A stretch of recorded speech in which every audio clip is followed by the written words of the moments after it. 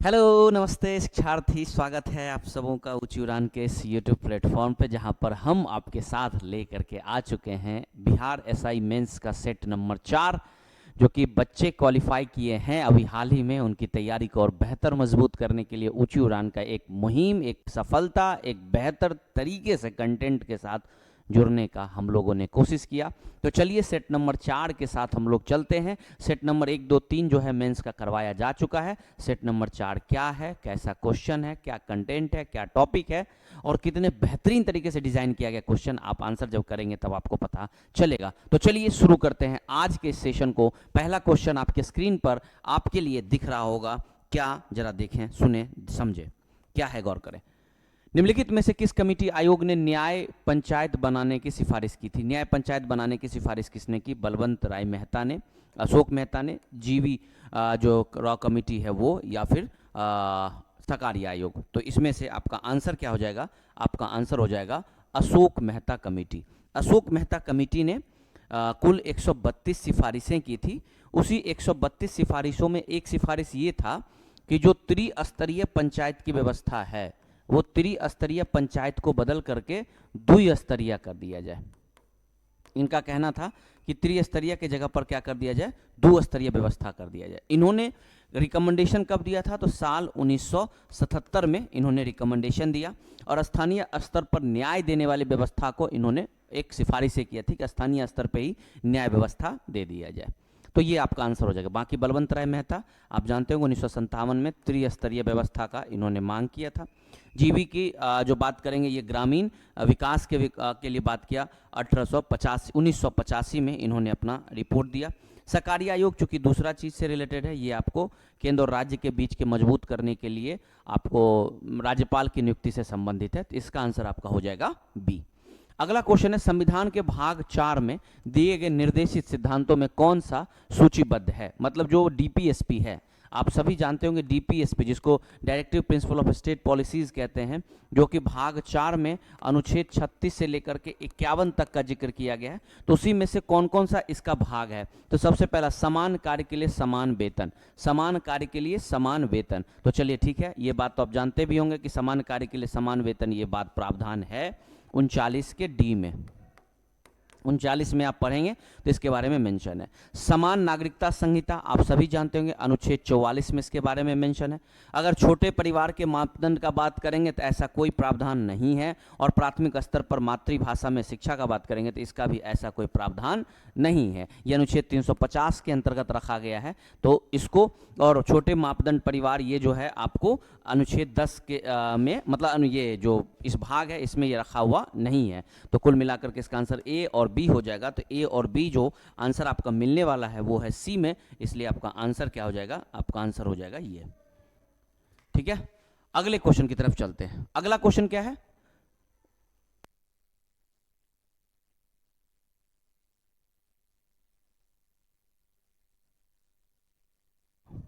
अगला क्वेश्चन है आपका कि भारतीय संविधान में निम्नलिखित में से किस अनुच्छेद में यह प्रावधान है कि राज्यपाल मुख्यमंत्री की नियुक्ति करता है और बाद में मुख्यमंत्री राज्यपाल से मंत्रियों की नियुक्ति की अनुशंसा करता है? पहले मुख्यमंत्री बनाया जाएगा, फिर मुख्यमंत्री की अनुशंसा पे अन्य मंत्री बनाने की शपथ दिलवाने। ये आंसर आपका अनुच्छेद 163, 165, 164, 167, ये हो जाएगा 164। तो आंसर इसका क्या हो जाएगा?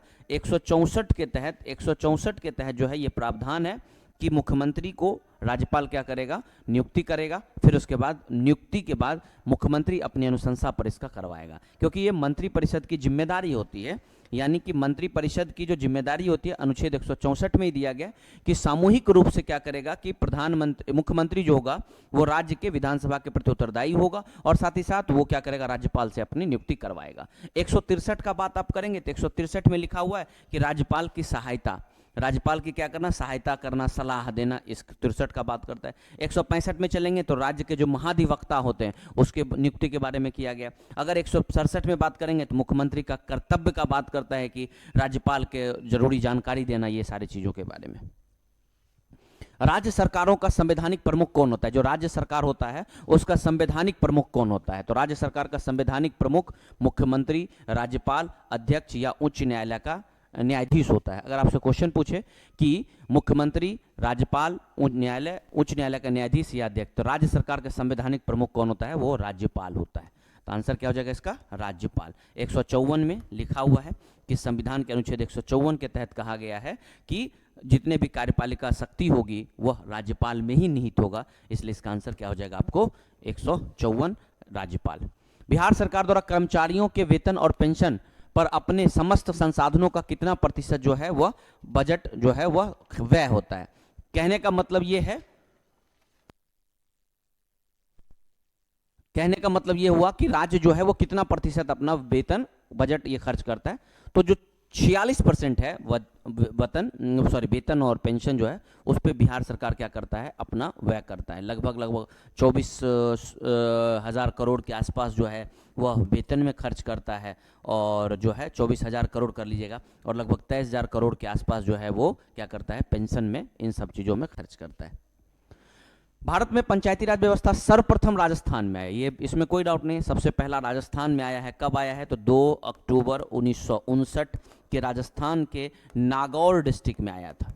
ठीक है, लेकिन सवाल ये है कि इसके बाद कहां पर आरंभ किया गया, ये आपसे पूछ रहे थे। इसके बाद जो आरंभ हुआ है वो हुआ है कहां पे? तो वो हुआ है आपको आंध्र प्रदेश में। ये कहां हुआ है आपको? आंध्र प्रदेश में। आंध्र प्रदेश में 1959 में उसके बाद तुरंत जो है ये यहीं पर राजस्थान के बाद क्या नाम है? आंध्र प्रदेश में ये किया गया। साथ ही साथ ये भी जान लीजिए कि बलवंत राय मेहता ने जो रिपोर्ट दिया था उसी के आधार पर जो है इसको सिफारिशें की गई। और ये बात भी है कि जो भारत में 73वां संविधान संशोधन करके पंचायती राज व्यवस्थाओं को संवैधानिक रूप से मान्यता मिला, यानी पहले संवैधानिक रूप से नहीं था, संवैधानिक रूप से मान्यता मिला, जिसमें बहुत सारे परिवर्तन हुए। और बाद में एक और चीज इसमें जान लीजिए कि इसको 29 विषय जो है वह दे दिया गया, यानी पंचायती राज्य को 29 कुल विषय जो है वो दे दिया गया। राज्यसभा में राष्ट्रपति द्वारा कितने सदस्य को मनोनीत किया जाता है? तो राज्यसभा में राष्ट्रपति के द्वारा कुल जो है वह 12 सदस्य को क्या किया जाता है? मनोनीत किया जाता है। अनुच्छेद 80 के तहत इसके बारे में जिक्र किया गया है। वो भी 4 क्षेत्रों में से, कहां से? तो साहित्य से, विज्ञान से, कला से और समाज सेवा से, इन क्षेत्रों से मिला करके यहाँ पर सिफारिशें की जाती है और वह सदस्य को बनाया जाता है। जैसे आप सचिन तेंदुलकर, मैरी कॉम, आप सब नाम सुने होंगे, हरभजन सिंह, ये सारे के बारे में आप सुने होंगे। साथ ही साथ एक और चीज़ आप जान लीजिए कि टोटल जो राज्यसभा के सदस्य की संख्या होती है 250 होती है, जिसमें से 238 केंद्र और राज्य को मिला करके, और 12 जो होते हैं वो क्या? तो आपको मनोनीत किए जाते हैं। निम्नलिखित में से किस संविधान संशोधन अधिनियम को लघु संविधान कहा जाता है? कई बार आपसे ये सवाल हमने किया भी है और कई बार आपका हमने आंसर भी दिया है। लघु संविधान किसे कहते हैं? तो लघु संविधान जो है 42वें संविधान संशोधन को हम लोग, या 42वें संविधान संशोधन को हम लोग लघु संविधान के नाम से जानते हैं।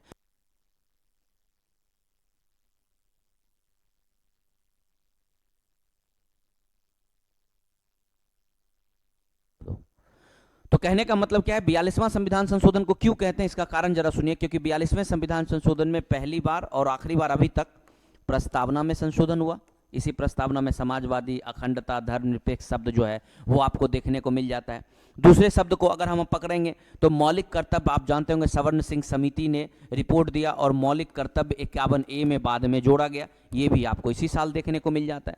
इसके अलावा हम बात करेंगे तो आपको संसद की जो शक्ति है, जिसमें संघ सूची, राज्य सूची पर पढ़े होंगे, उसमें भी परिवर्तन आपको देखने को मिल जाता है। तो कुल मिला के कह सकते हैं कि बहुत बड़ा परिवर्तन देखने को मिलता है। इसलिए हम लोग प्रस्तावना संशोधन अधिनियम किसको, 42वां को लघु संविधान के नाम से हम लोग जानते हैं।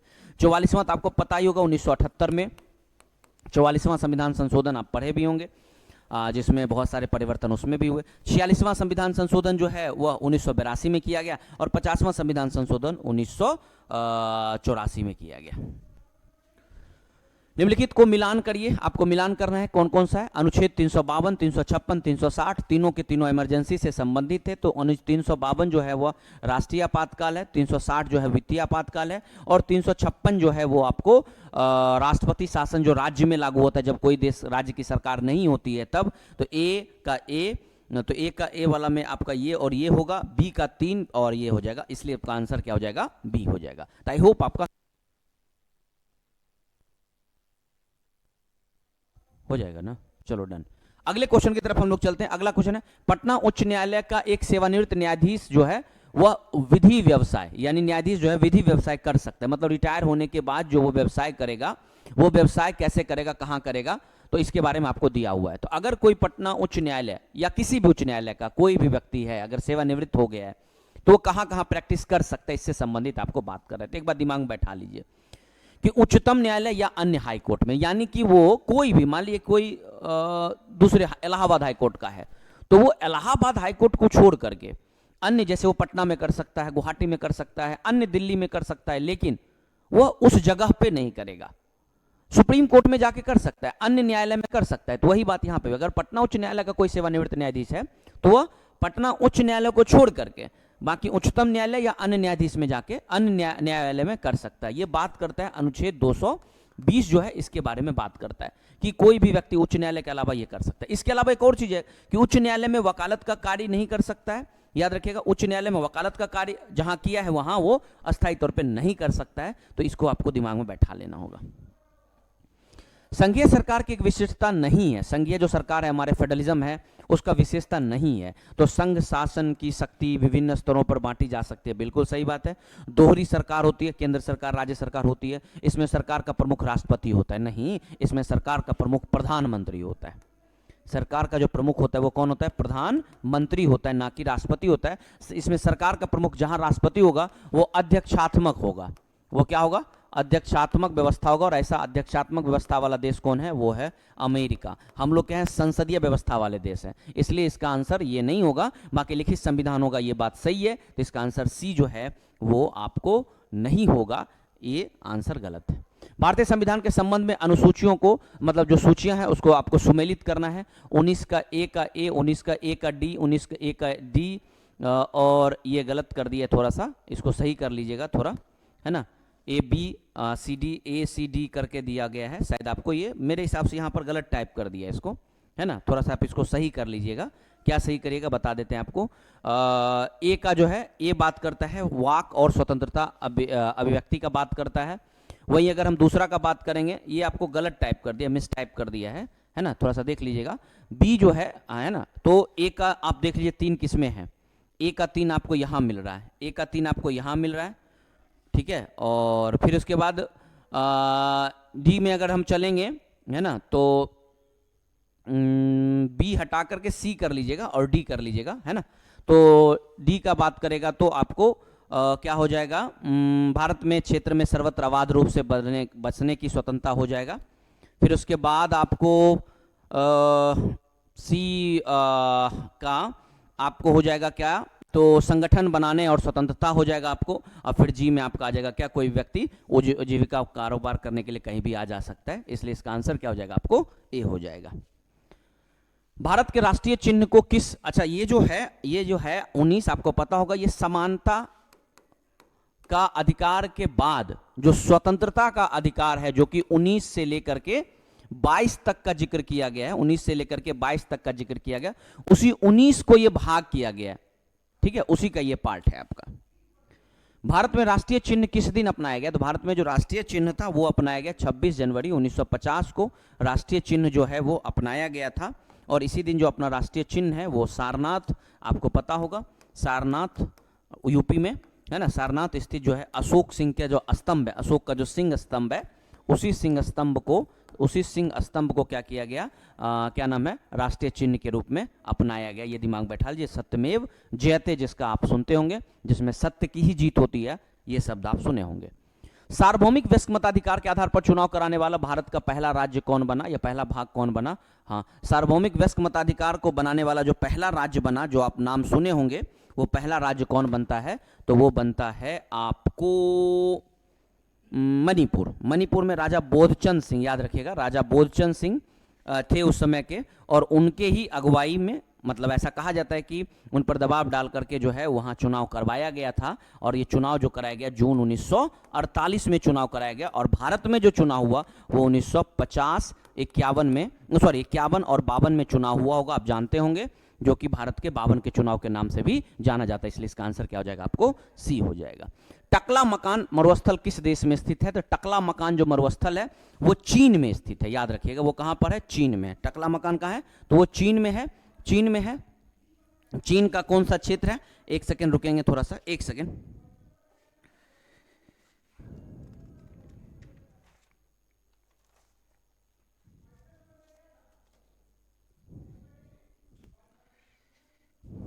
किसका फोन है? चलिए ठीक है, देख लेते हैं बाद में। हाँ आइए, तो टकला मकान मरुस्थल किस देश में स्थित है? तो ये क्या हो जाएगा आपको? चीन हो जाएगा। मध्य एशिया में, आप दिमाग में बैठा लीजिएगा, मध्य एशिया का एक भाग है चीन का जो कि सिनजियांग के नाम से जाना जाता है, वहीं पर ये है। सिनजियांग एक जगह है, वहीं पर ये है। और ये सबसे बड़ा रेतीला मरुस्थल है, याद रखिए ये सबसे बड़ा क्या है? रेतीला मरुस्थल में से एक है। रेतीला मरुस्थल में से क्या है? एक है ये। अगर इसके दक्षिण में चलेंगे, इसके साउथ में चलेंगे तो आपको कुनलुन पर्वत है। दक्षिण में क्या है? कुनलुन पर्वत है। वहीं अगर उत्तर साइड में चलेंगे तो आपको पता होगा तियान शान जो है वो आपको देखने को मिल जाता है। इसे मृत्यु का सागर भी कहा जाता है, इसे मृत्यु का सागर भी कहा जाता है। और इसके क्षेत्रफल का बात करेंगे 3370 जो है वो स्क्वायर किलोमीटर इसका टोटल एरिया है। भारत में सर्वप्रथम तेल ऊर्जा संकट कब हुआ? आपको पता होगा ये चीज चर्चा में है अभी वर्तमान में बहुत ज्यादा, क्योंकि इजराइल और ईरान और अमेरिका की जो लड़ाई चल रही है, उस लड़ाई की वजह से भारत में बहुत बड़ा तेल का संकट शायद हो सकता है आ जाए। तो अभी तक भारत में तेल संकट जो है, अभी तक भारत में जो तेल संकट है वो आपको ऑलरेडी 2 बार आ चुका है। तो वो जो आया है वो 1970 और 80 के दशक में आया है। थोड़ा हम इसको अब बताने का कोशिश करें कि ये क्यों आया था, तो थोड़ा इसके बारे में आप जान लीजिए। 1970 के दशक में एक लड़ाई होती है अरब इजराइल की, अरब और इजराइल की लड़ाई होती है। उसी इजराइल में भारत का थोड़ा समर्थन होता है, जिसकी वजह से सप्लाई को क्या कर दिया जाता है? रोक दिया जाता है। तो पहला जो प्रथम तेल संकट है वो होता है साल 1973 के अक्टूबर में, जिसे अक्टूबर युद्ध के नाम से भी हम लोग जानते हैं। दूसरा जो है 1979 के आसपास, 80 के आसपास कह सकते हैं कि ईरानी क्रांति हुई। उसी ईरानी क्रांति के दौरान ये देखने को मिल जाता है। तो इसलिए इसका आंसर आपको 1970-80 और हाल में अभी 2026 में आपको पता होगा पिछले 25-26 दिन से ये लड़ाई चल रही है। निम्नलिखित में से नदी जो है वो कौन से संबंधित बांध का विकल्प सुमेलित नहीं है? कौन सा नदी से सुमेलित बांध नहीं है? तो कावेरी नदी मेट्यूर बांध सही है, महानदी हीराकुंड सही है, कृष्णा नदी अलमाटी सही है, ताप्ती नदी तिलैया बांध गलत है, तिलैया दामोदर पर है। तिलैया झारखंड में जो दामोदर नदी है, दामोदर की सहायक नदी, दामोदर की जो सहायक नदी है बराकर नदी, उस बराकर नदी पर बनाया हुआ है ना, याद रखिएगा बराकर नदी पर बनाया हुआ है तिलैया झारखंड में। तो इसका आंसर डी जो है वो आपको गलत हो जाएगा। अगले क्वेश्चन की तरफ चलिए। ब्रह्मांड की उत्पत्ति से संबंधित सुपरनोवा का सिद्धांत किसने दिया? तो सुपरनोवा का सिद्धांत जो है वो फ्रेड होयल ने दिया था। सुपरनोवा का सिद्धांत 1946 में फ्रेड होयल ने दिया था। इनका मानना था कि ब्रह्मांड में 2 तारे थे, उसमें से एक तारा का जो एक तो हो गया सूर्य हो गया एक तारा, और दूसरा एक अन्य तारा हो गया जो साथी तारा के तौर पे था जो घूम रहा था, उसमें विस्फोट हुआ और उसी विस्फोट की वजह से सूर्य के चारों ओर ये भ्रमण करने लगे। तो वहीं से सुपरनोवा सिद्धांत के तहत ये देखा जाता है, साथी तारे में क्या हुआ? विस्फोट हुआ। बाकी आप जेम्स का सिद्धांत पढ़ेंगे तो ज्वारीय परिकल्पना इन्होंने ही दिया था, टाइडल हाइपोथेसिस जिसको कहते हैं, ज्वारीय परिकल्पना इन्होंने ही दिया था। इमैनुअल कांट ने गैसियस हाइपोथेसिस दिया था, इन्होंने गैसियस हाइपोथेसिस इन्होंने दिया था। और ऑटो सिम्ड जो है वो आपको धूल की परिकल्पना, धूल परिकल्पना या फिर इसे अवतारणक धूल परिकल्पना के नाम से हम लोग जानते हैं। कोयला संसाधन के संबंध में कौन सा सत्य है? तृतीय युगीन कोयला भंडार, यानी कि कोयला भारत में 2 एज में मिला है। एक आपको मिला है गोंडवाना एज और एक आप पढ़ेंगे टर्शियरी एज। तो तृतीय युग का कोयला जो है असम राज्य के अलावा मेघालय में, आपको उधर साइड जो है आपको अरुणाचल प्रदेश वाला क्षेत्र जो ईस्ट इंडिया देखने को मिलता है वहां पर है, ये बात तो सही है। दूसरा कहता है कि तमिलनाडु, पश्चिम बंगाल, झारखंड, ओडिशा भारत में कोयला प्रमुख उत्पादक क्षेत्र है। ये गोंडवाना का कोयला क्षेत्र है, ये गोंडवाना वाला है, याद रख लीजिएगा। भारत में गोंडवाना का ही भंडार सबसे ज्यादा है, 98% गोंडवाना है और 2% टर्शियरी है, दिमाग बैठा लीजिएगा, 98-96% के आसपास। भारत में कोयला गोंडवाना और तृतीयक युगीन कोयला श्रृंखला से बिल्कुल सही है, बात तो तीनों का तीनों सही है, इसलिए इसका आंसर जो है वो हो जाएगा आपको ये, क्या हो जाएगा? तो आपको हो जाएगा सी।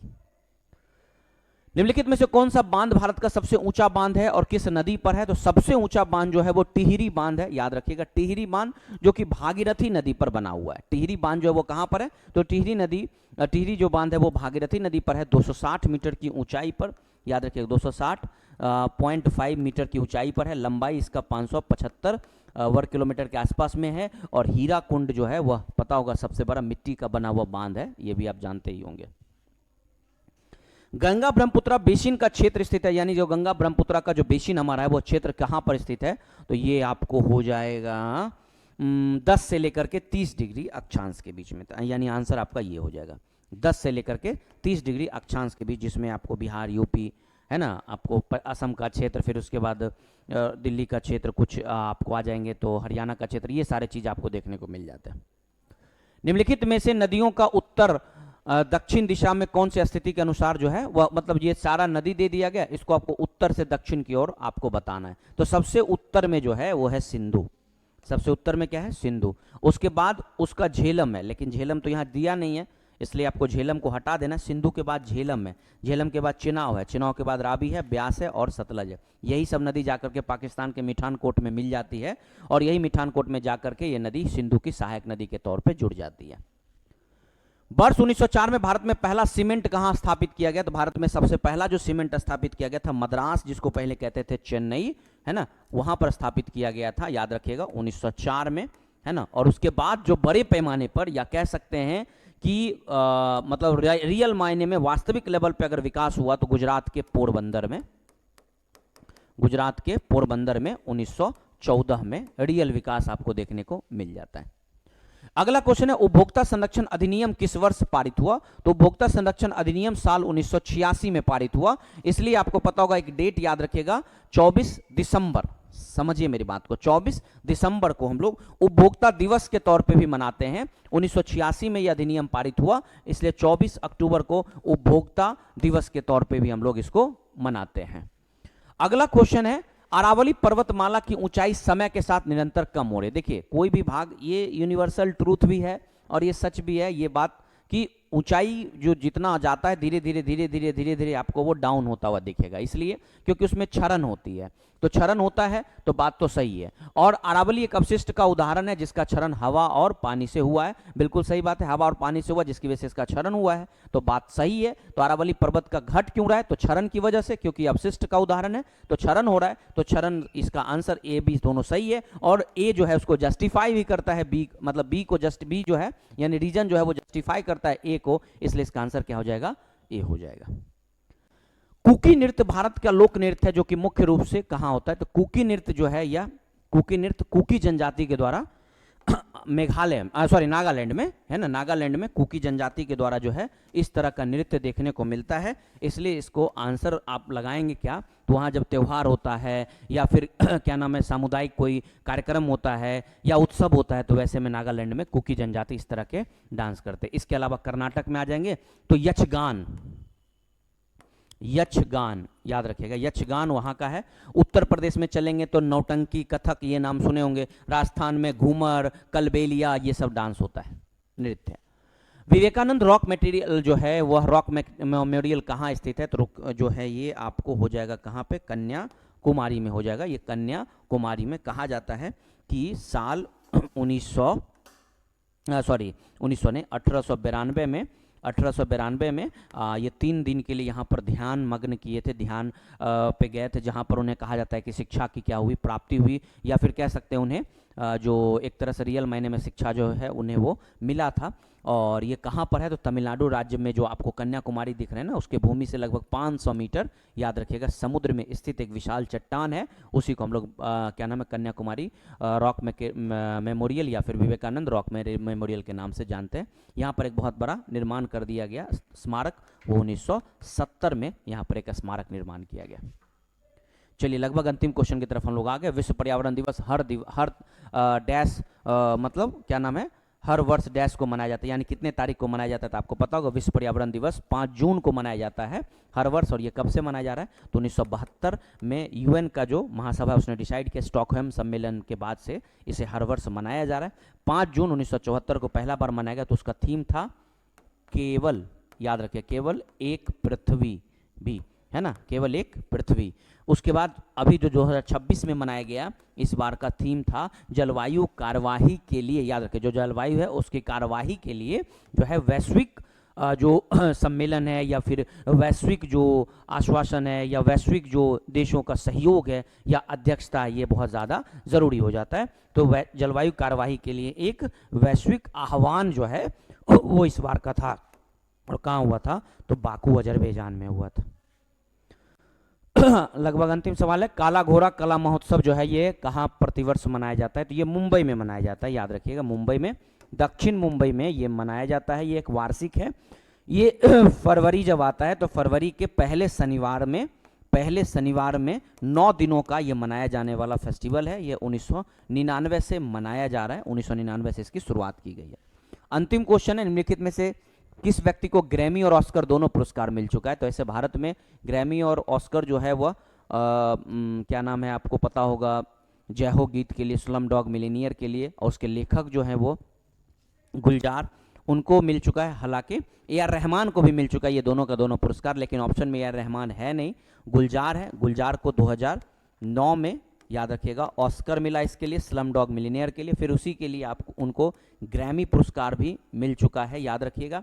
इसके अलावा इन्हें पद्म भूषण 2004 में मिल चुका है, दादा फाल्के पुरस्कार 2013 में मिल चुका है। ऐसे रहमान भी हैं जिनको ये पुरस्कार मिल चुका है। तो आई होप आपका ये सारा क्वेश्चन क्लियर हो गया होगा।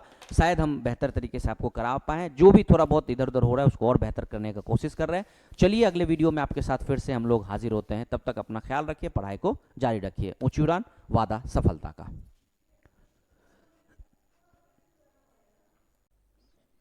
हेलो, नमस्कार। ऊंची उड़ान के इस प्लेटफॉर्म में आपका स्वागत है। और मेंस 4 की बारी है, मतलब मेंस सेट 4 की बारी है। 1 2 3 हम लोगों ने आप तक पहुंचा दिया है। आप लोगों ने बहुत ही अच्छे तरीके से उसका आंसर भी दिया, आप लोगों ने अच्छे से टेस्ट दिए, आपको बाकायदा उसका रिजल्ट भी मिल गया है।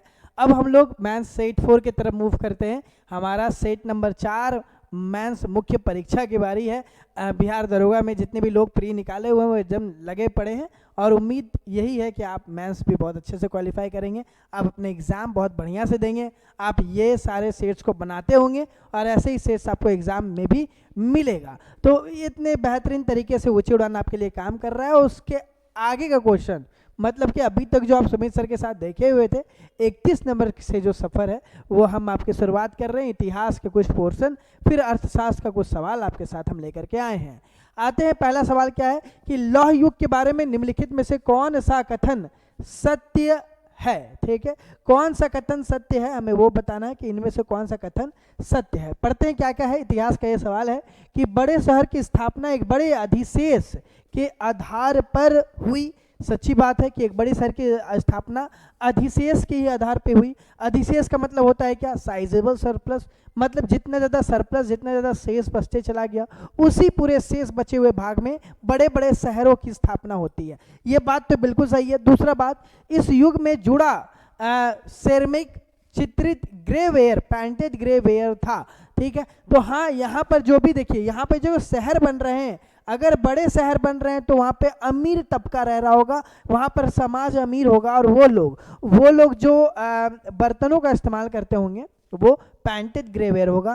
पेंटेड ग्रेवेयर का मतलब है चित्रित ग्रेवेयर, मतलब कि चित्रित मृद भांड उनके द्वारा इस्तेमाल किया जाता होगा।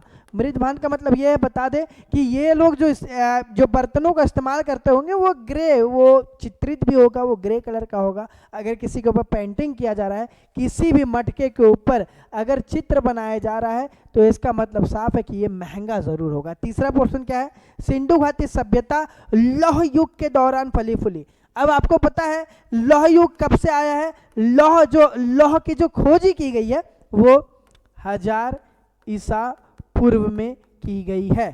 ठीक है, लौह की जो खोज है वो 1000 ईसा पूर्व में भारत में की गई है। तो आप खुद में सोचिए कि सिंधु घाटी सभ्यता, आपको पता है ये तो 3600 ईसा पूर्व से अगर आप मानते हैं परिपक्व, आप कहते हैं परिपक्व सिंधु घाटी सभ्यता, मतलब के दिमाग में आ जाता है 2600 ईसा पूर्व से लेकर के 1900 ईसा पूर्व, जब ये सभ्यता पूरी परिपक्व थी। और सिंधु घाटी सभ्यता का पतन 1300 ईसा पूर्व के आसपास हो चुका है। 1500 ईसा पूर्व में सिंधु घाटी सभ्यता खत्म के पायदान पर है। वहां से वैदिक सभ्यता की शुरुआत हो रही है 1500 से तो इसी कारण से सिंधु घाटी सभ्यता लौह युग के दौरान तो नहीं, बल्कि सिंधु घाटी सभ्यता को हम लोग कांस्य युगीय सभ्यता कहते हैं। कांस्य युगीय सभ्यता कहते हैं। यहाँ के लोग कांसा के बारे में जानते थे, कांस्य युगीन सभ्यता थी ये। इसी कारण से ये पॉइंट क्या है हमारा, गलत है। पूछ क्या रहा है, कौन सा कथन सही है? अगर यहाँ पे होता सिंधु घाटी सभ्यता कांस्य युग के दौरान फली फूली, सही हो जाता। लेकिन सवाल है सिंधु घाटी सभ्यता लौह युग के दौरान, नहीं सर, लौह युग के दौरान नहीं, बल्कि कांस्य युग के दौरान। मतलब सही कौन सा है? पहला सही और दूसरा सही है। मतलब बी नंबर हमारा सही हो जाएगा, पहला और दूसरा हमारा सही है। दूसरे पे आते हैं, धमेर जो स्तूप है वो कहाँ पर स्थित है? तो धमेक स्तूप के बारे में बता दें। धमेक स्तूप, हमें स्तूप की भी जो जानकारी जो मिलती है, स्तूप ये बौद्ध धर्म से संबंधित है। आपको स्तूप की जानकारी भी होनी चाहिए। ये अंडा होता है, उसके ऊपर क्या होती है, एक बालकनी होती है, बालकनी लाइक स्ट्रक्चर, जिसको क्या कहते हैं, जिसको हरमीका कह के पुकारा जाता है। इसके ऊपर एक डंडा होता है जिसको यस्थी कह के पुकारा जाता है। ऊपर में 3 छतरियां बनी होती है जिसको छतरी कह के पुकारा जाता है। फिर ये जो स्तूप बन रही है, इसके चारों साइड में क्या होता है, एक बाउंड्री होता है। इसको हम लोग क्या कहते हैं, वेदिका कह के पुकारते हैं, वेदिका। चारों साइड जो होता है वो दरवाजा होता है, चारों साइड दरवाजा होता है, उत्तर दक्षिण पूरब पश्चिम।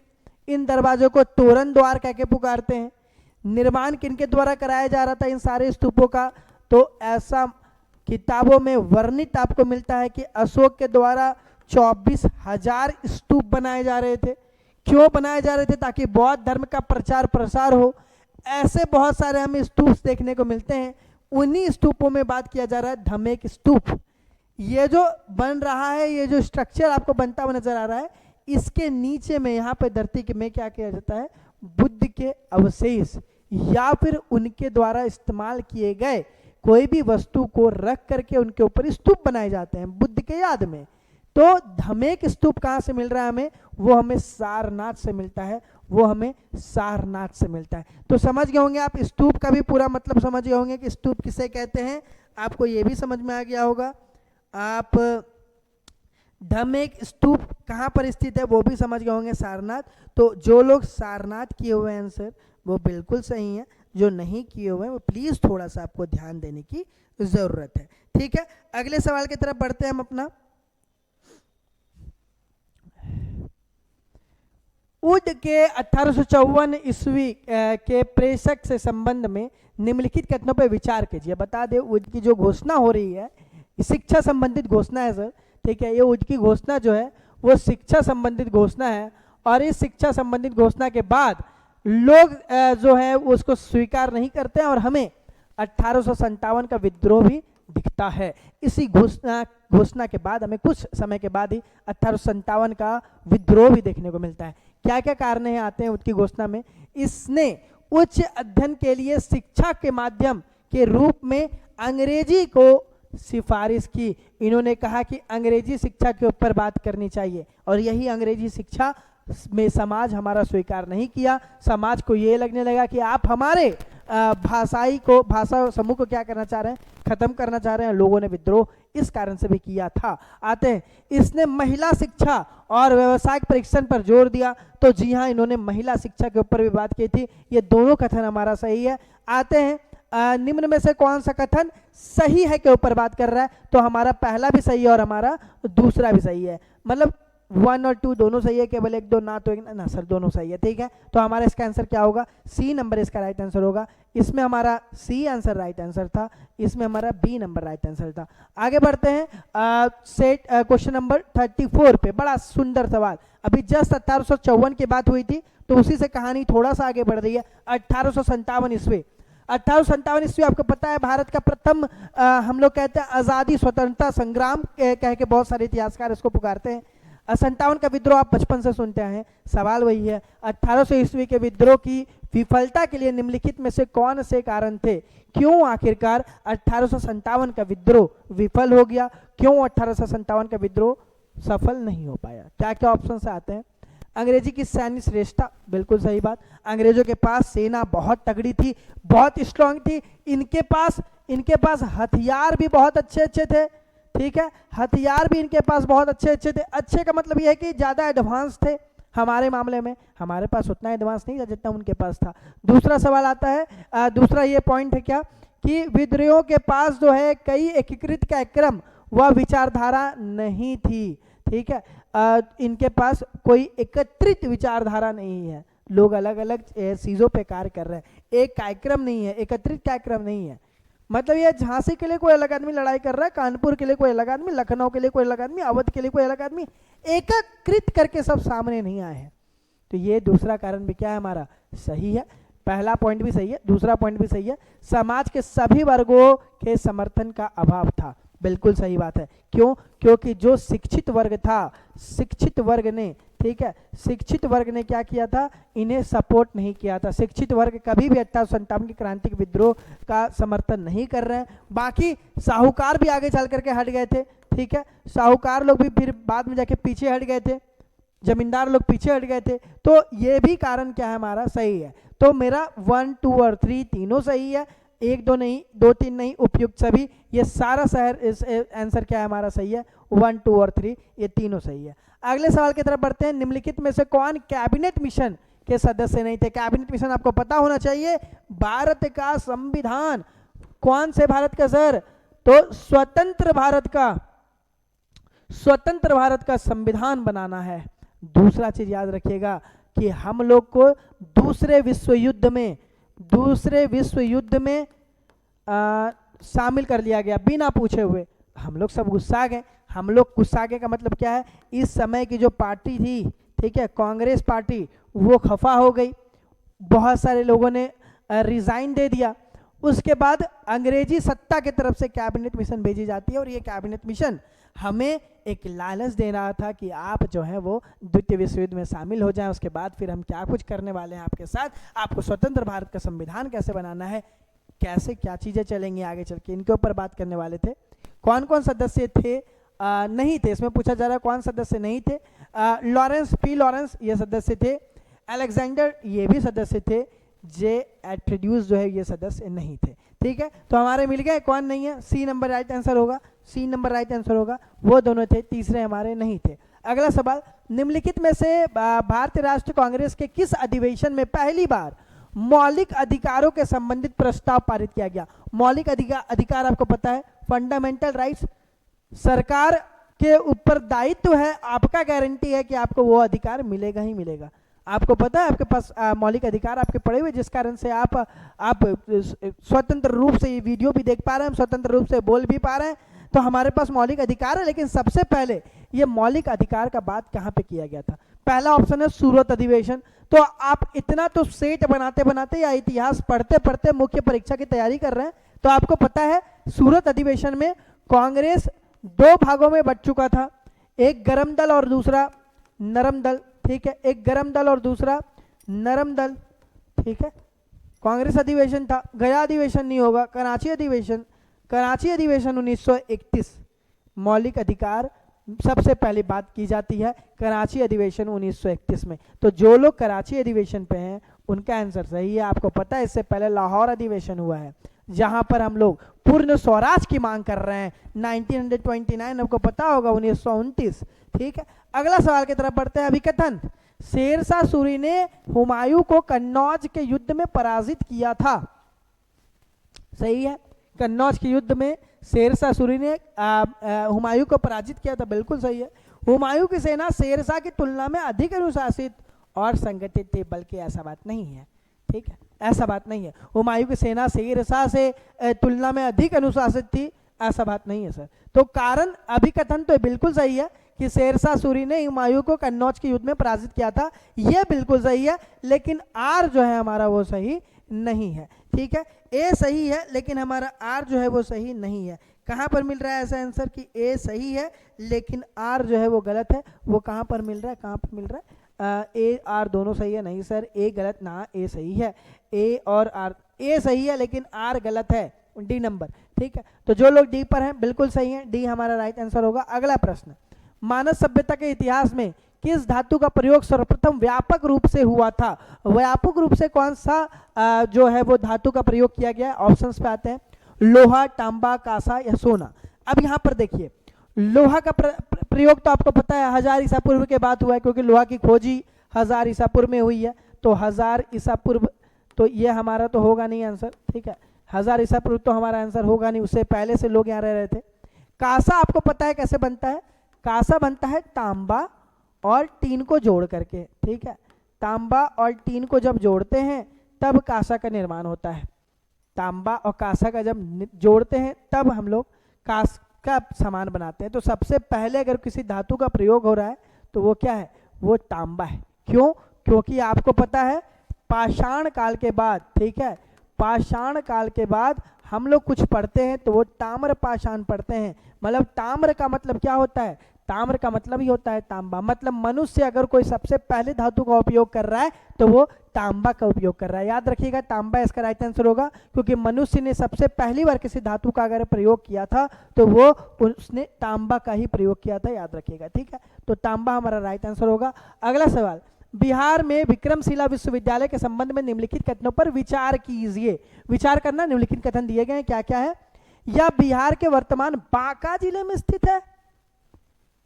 विक्रमशिला विश्वविद्यालय, विक्रमशिला विश्वविद्यालय बांका में है ना सर? बांका में तो ये नहीं है, ये तो सिंपल है। पहला कथन गलत है, पहला अगर गलत हो जाता है। अच्छा, इनमें से कौन सा कथन गलत है? अच्छा अच्छा अच्छा अच्छा, यहाँ सवाल ध्यान से देखिएगा please please please please please. हम ये बात जानबूझ के कर रहे हैं ताकि आपके दिमाग में ये चीज बैठ जाए कि बहुत लोगों ने इसका आंसर गलत किया था। क्यों? क्योंकि उन्होंने सही का आंसर दिया हुआ है। यहाँ पर सवाल है निम्न में से कौन सा कथन गलत है? मतलब एक क्या है हमारा? गलत है, ठीक है। एक हमारा गलत है, एक हमारा गलत है, मतलब कि 1 और सी और बी में हमारा आंसर फंस रहा है। दूसरा, इसकी स्थापना पाल वंश के राजा राजा गोपाल प्रथम ने की थी। ये भी नहीं है, ये भी नहीं है। ये तो सही है, बौद्ध धर्म ब्रजयान संप्रदाय में यहाँ फला फूला है। खगोल विज्ञान, तर्कशास्त्र, कानून, व्याकरण और दर्शक अन्य जैसे विषय भी यहाँ पढ़ाए जाते थे। ये भी बिल्कुल सही है। तीसरा और चौथा सही है, पहला और दूसरा क्या है? वो गलत है। फिर से हमारा सी नंबर राइट आंसर होगा। पहला और दूसरा हमारा गलत है, क्योंकि भागलपुर में विक्रमशिला विश्वविद्यालय हमें दिखता है। अगला सवाल, अगला सवाल क्या है? अगला सवाल है कि प्रारंभिक वैदिक काल,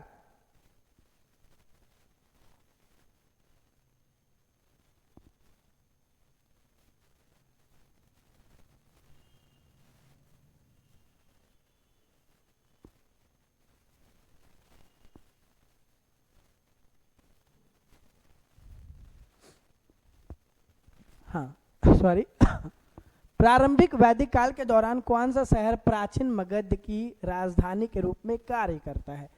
ठीक है, तो सबसे पहले क्या है? सबसे पहले क्या था? वो था हमारा राजगिरी। बता दे क्यों? क्योंकि मगध की जो राजधानी है सबसे प्राचीन में वो राजगिरी थी। मतलब इसका माना ही जाता है क्या? राजगिरी का मतलब समझिए राजा का गृह। गृह मतलब क्या होता है? गृह मतलब होता है घर, राजा का घर। ये चारों साइड से घिरा हुआ है, माउंटेनियस एरिया है। मगध का प्राचीनतम राजधानी था। बाद में इसको उज्जैन ने क्या किया था? राजगिरी से परिवर्तन करके पाटलिपुत्र कर दिया था। प्राचीनतम पूछा जा रहा है सर, प्रारंभिक वैदिक काल के दौरान पूछा जा रहा है, तो हमारा आंसर क्या होगा? हमारा आंसर होगा राजगिरी। तो इसमें ए है। फिर से बता दे, इसमें हमारा 1 और 2 गलत है, क्योंकि ये वर्तमान बांका में नहीं भागलपुर में है, और धर्मपाल के द्वारा ये किया गया था। यहाँ पे गोपाल प्रथम दिया गया है, इसलिए हमारा 1 और 2 गलत है। अगला सवाल, वेद समाज की स्थापना किसने की और किस वर्ष की थी? तो बता दे, जो वेद समाज है इसकी स्थापना 1864 ईस्वी में हुई है। 1864 ईस्वी में वेद समाज की स्थापना हुई है। आते 1864 कहाँ पर है? सिर्फ एक ही जगह है, श्री घरलू नायडू के द्वारा, ठीक है, वेद समाज की स्थापना की गई है 1864 ईस्वी में। इसको भी प्लीज अपने दिमाग में बैठा ले। जहां पर आप लिख रहे हैं कॉपी में, वहां पर एक कॉपी में एक जगह बना करके लिख ले, वेद समाज 1864 किनके द्वारा? तो श्रीधर नायडू जी के द्वारा वेद समाज की स्थापना की गई थी। पूरे समाज, जितने भी समाज, आर्य समाज से लेकर के वेद समाज तक जितने भी समाज बने हैं, उनकी संस्थापना वर्ष और वो किनके द्वारा संस्थापक कौन है, ये तीनों का कॉलम आप पूरा पूरी बना ले। आगे आने वाले एग्जाम में आपके लिए बहुत कारगर होगा। बिहार के किस जिले को सिल्क सिटी के नाम से जाना जाता है? भागलपुर को सिल्क सिटी करके पुकारा जाता है। ठीक है, भागलपुर को बिहार, जो भागलपुर जो है बिहार का वो जिला है जिसको सिल्क सिटी के नाम से हम लोग जानते हैं। ठीक है, हमारा आंसर होगा भागलपुर। बिहार का चौरी विद्रोह किस वर्ष हुआ था? 1798 में बिहार में चौरी विद्रोह में देखने को मिलता है। बिहार के जितने भी समूह हैं, ठीक है, वो सारी समूह, ठीक है, किसान समूह क्या कर रही है? विद्रोह करते हुए नजर आती है अंग्रेजी सत्ता के खिलाफ, ठीक है, अंग्रेजों के खिलाफ विद्रोह करते हुए नजर आते हैं 1798 ईस्वी में। निम्न में कौन सा सामाजिक सुधार विलियम बेंटिक के द्वारा प्रारंभ किए गए हैं? विलियम बेंटिक के द्वारा लाया गया है कौन सा ये?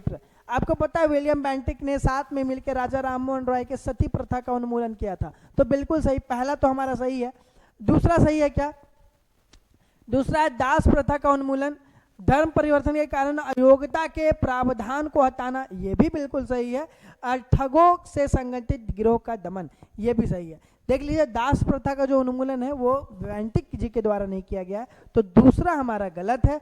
बाकी हमारा 1, 3 एंड 4 सही है, मतलब बी नंबर इसका राइट आंसर है। 1, 3 एंड 4 इसका राइट आंसर होगा, जान जाइए, ठीक है, क्योंकि जो दास प्रथा का उन्मूलन है वो बेंटिक जी के द्वारा नहीं किया गया है।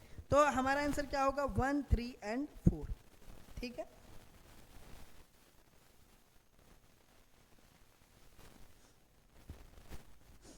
आईने अकबरी, आईने अकबरी अकबरनामा का तृतीय भाग है। अकबरनामा, अकबरनामा क्या है? अकबरनामा जो है अकबर की पूरी जीवनी का वर्णन करते हैं।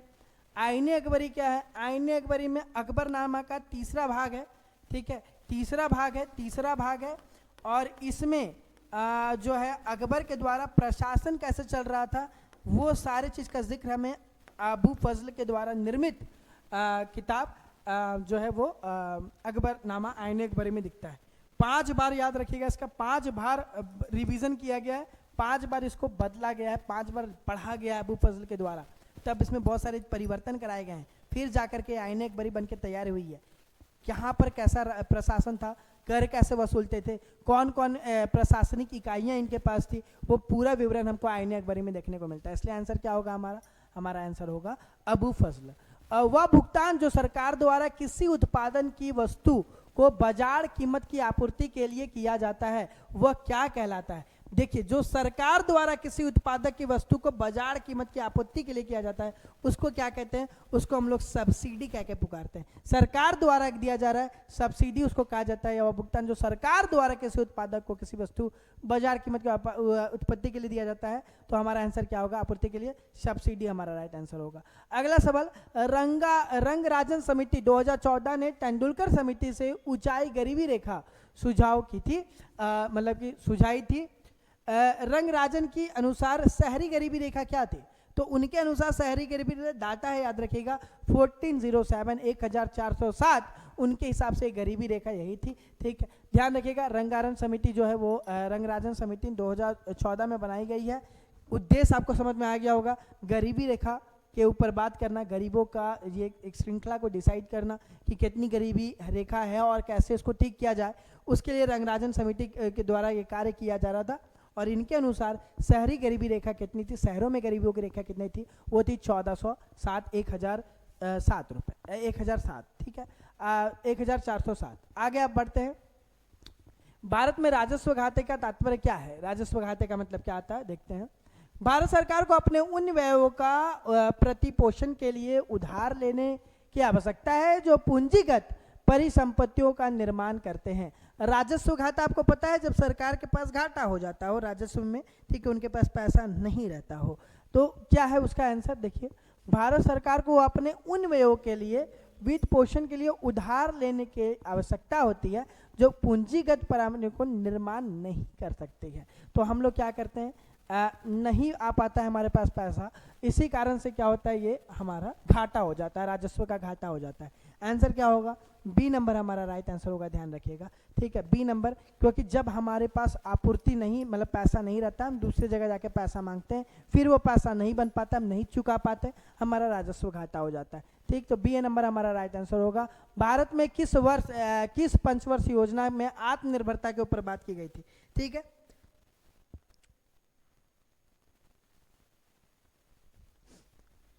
तो चतुर्थ पंचवर्ष योजना में हम लोगों ने क्या किया था, आत्मनिर्भरता के ऊपर बात की गई थी। आत्मनिर्भरता का उद्देश्य ऐसा नहीं है कि सिर्फ चतुर्थ पंचवर्ष योजना में आ गया था, इससे पहले भी गांधी जी के द्वारा हमेशा ये बात की जाती थी कि हमें आत्मनिर्भरता के ऊपर बात करनी है, आत्मनिर्भरता के ऊपर बात रखना है, और ये आत्मनिर्भरता आज तक चलती आती है। हम लोग आज तक आत्मनिर्भरता के ऊपर बात कर रहे हैं, लेकिन सबसे प्रथम बार जो एक तरह से उद्देश्य के रूप में आया था वो चतुर्थ पंचवर्ष योजना में हमें देखने को मिलता है। लेकिन हाँ, गांधी जी के द्वारा शुरू से ये बात कहा जा रहा था कि हमें आत्मनिर्भर होने की आवश्यकता है।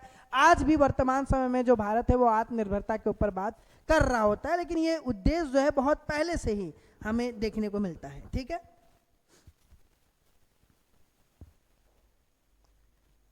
भारत के शीर्ष पंक्ति वाली मुद्रास्फीति का आधारित क्या होती है? उपभोक्ता मूल्य सूचांक। ठीक है, CPI जो है इसी पर होता है। देखिए ध्यान रखिएगा, ये मुद्रास्फीति जो है, जो पैसे जो बढ़ जाते हैं, जो दाम बढ़ जाता है, उसका जो ये होता है वो CPI पे होता है, कंज्यूमर प्राइस इंडेक्स के ऊपर देखा जाता है। अगला सवाल जो है वो फसल फसल बताया गया और राज्य बताना है। आपको सही जोड़ी बताना है कि कौन सा सही जोड़ी है। मक्का उत्तर प्रदेश, जूट पश्चिम बंगाल, कपास महाराष्ट्र और सोयाबीन जो है वो आंध्र प्रदेश। सही कौन सा है? तो सही जो है वो जूट पश्चिम बंगाल, आपको पता होगा जूट पश्चिम बंगाल एकदम सही है। और कपास जो होता है वो महाराष्ट्र में होता है। आप जाके कभी भी अगर आप इतिहास के एक चीज़ पे पढ़े होंगे किसी पन्ने में, तो आपको पता होगा 1860 के दशक में, ठीक है, 1860 के दशक में जब अमेरिका में गृह युद्ध छिड़ गया था, तो वो लोग भारत के महाराष्ट्र में ही आए थे कपास लेने के लिए। तो महाराष्ट्र, क्योंकि आपको देखने को मिलेगा यहाँ पे काली मिट्टी बहुत ज़्यादा है, ठीक है, इसी कारण से यहाँ पे कपास कॉटन बहुत ज़्यादा होता है। तो बी और सी हमारा राइट्स है। ठीक है, सोयाबीन का आंध्र प्रदेश नहीं होगा, मक्का का उत्तर प्रदेश नहीं होगा। तो हमारा आंसर क्या होगा? ए नंबर। ठीक है, बी और सी हमारा राइट है, बाकी सब हमारा गलत है। कौन सा सुगम जोड़ी है? तो बी और सी सही है। आगे बढ़ते हैं कि महारत्न कंपनियां की संख्या कितनी है? तो हमारी महारत्न कंपनियां जो है वो 14 हमें देखने को मिलती है। ठीक है, 14 जो है वो महारत्न कंपनियां हमें देखने को मिलती है। 14 हमारा राइट आंसर होगा। ठीक है, 14 कहाँ पे है? बी नंबर हमारा राइट आंसर होगा। B number. अगला सवाल, उत्पादन शुल्क वस्तुओं के लिए स्तर पर लगाया जाता है। किस स्तर पे लगाया जाता है? वो उत्पादन पे लगाया जाता है। उत्पाद शुल्क जो है वो उत्पादन पे ही लगाया जाता है, याद रखिएगा, उत्पादन हमारा राइट आंसर होगा। ब्रिडेक्स के न्यू डेवलपमेंट बैंक का मुख्यालय कहाँ पर स्थित है? संघाई में। संघाई में हमें देखने को मिलेगा कि ये जो है हमें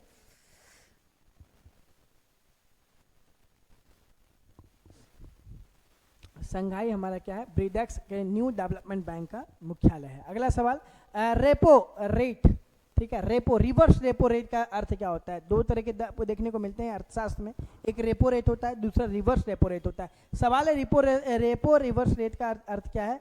वह दर जिस पर बैंक अपना अतिरिक्त पैसा आरबीआई के पास रखते हैं, उसी को हम लोग क्या कहते हैं? उसी को हम लोग रिवर्स रेपो रेट कहते हैं। ठीक है, तो रिवर्स रेपो रेट वही है जो ये लोग के द्वारा रखा जाता है, उसी को हम लोग रिवर्स रेपो रेट कह के पुकारते हैं। ठीक है, तो रिवर्स रेपो रेट यही आंसर होगा। अगला सवाल है हमारा कि 1991 में भारत में आर्थिक सुधार, इकोनॉमिक रिफॉर्म्स, क्योंकि अकाल आया था, भारत की स्थिति बहुत ज़्यादा खराब थी, में आर्थिक अंतर्राष्ट्रीय संस्था ने महत्वपूर्ण भूमिका निभाई थी। क्यों? क्योंकि उन्होंने अंतर्राष्ट्रीय मुद्रा कोष का काम किया था। ठीक है, तो हमारा आंसर क्या होगा? अंतर्राष्ट्रीय मुद्रा कोष। इन्हीं के द्वारा 1991 में जब अकाल पड़ा तो बहुत बड़ा योगदान, बहुत बड़ी भूमिका निभाई गई थी। तो हमारा आंसर होगा अंतर्राष्ट्रीय मुद्रा कोष। उत्पादन के नियम के बारे में निम्नलिखित कथनों पर विचार कीजिए। कुछ विचार दिए गए हैं, देखते हैं। उत्पत्तियों के नियम किसी उत्पाद पर राष्ट्रीय स्रोत का निर्धारित करने के लिए आवश्यक मानदंड, एकदम सही बात है। अगला चीज क्या है? उत्पादन के नियम कस्टम एजेंसियों में यह जानने में मदद करते हैं कि किसी दिए गए उत्पादन पर कौन से नियम और कौन से शुल्क लागू होते हैं। ये भी सही है। उत्पादन के नियम में इनका उपयोग व्यापार संकाय के प्रयोजन के लिए किया जाता है, ये भी सही है। और या उनका महत्व इस तथ्य को प्रमाणित करना होता है कि कई मामले में कर और प्रतिबंध आयतों से जो है स्रोतकों तक पर निर्भर करते हैं, ये भी सही है। मतलब क्या हमारा सारा सही है, ये सभी हमारे सही हैं। 58 नंबर, प्रकाश वर्ष की इकाई है, ये आपको मनोज सर अपने साथ लेकर के चलेंगे। विज्ञान और आगे के सारे पोर्शन आपको मनोज सर अपने साथ लेके चलेंगे। तो ये सेट 4 था, आगे आपको सेट 5 में मिलेंगे, सेट 6 में मिलेंगे। आपका जब तक एग्जाम नहीं आज हो जाता मेंस का, तब तक ऊंची उड़ान आपके साथ लगी हुई है। आप भी अपने शेष को यूं ही देते रहें, निरंतर जुड़े रहें। मिलते हैं सेट 5 के साथ। अपनी तैयारी को बहुत ही खास रखें। धन्यवाद। जय हिंद, नमस्कार, स्वागत है आप सभी का ऊंची उड़ान के सफलता सीरीज में। तो अभी हम लोग स्टार्ट कर चुके हैं बिहार एसआई सेट नंबर 4 का मैथ, साइंस और रीजनिंग वाला पोर्शन। तो चलिए हम लोग इस वीडियो को शुरू करते हैं बिना देर किए हुए। हमारा फर्स्ट क्वेश्चन साइंस का और इस सेट का 58 नंबर क्वेश्चन क्या कह रहा है, तो प्रकाश वर्ष की इकाई क्या है। तो यहाँ पे प्रकाश वर्ष की इकाई क्या हो जाती है, तो प्रकाश वर्ष की इकाई जो हो जाती है वो हो जाती है दूरी। ठीक है, प्रकाश वर्ष की इकाई दूरी हो जाती है। दूरी, हालांकि यहाँ पे वर्ष दिया है तो इससे काफ़ी कंफ्यूजन होता है कि वर्ष दिया है तो हो सकता है समय हो, लेकिन प्रकाश वर्ष की इकाई दूरी हो जाती है।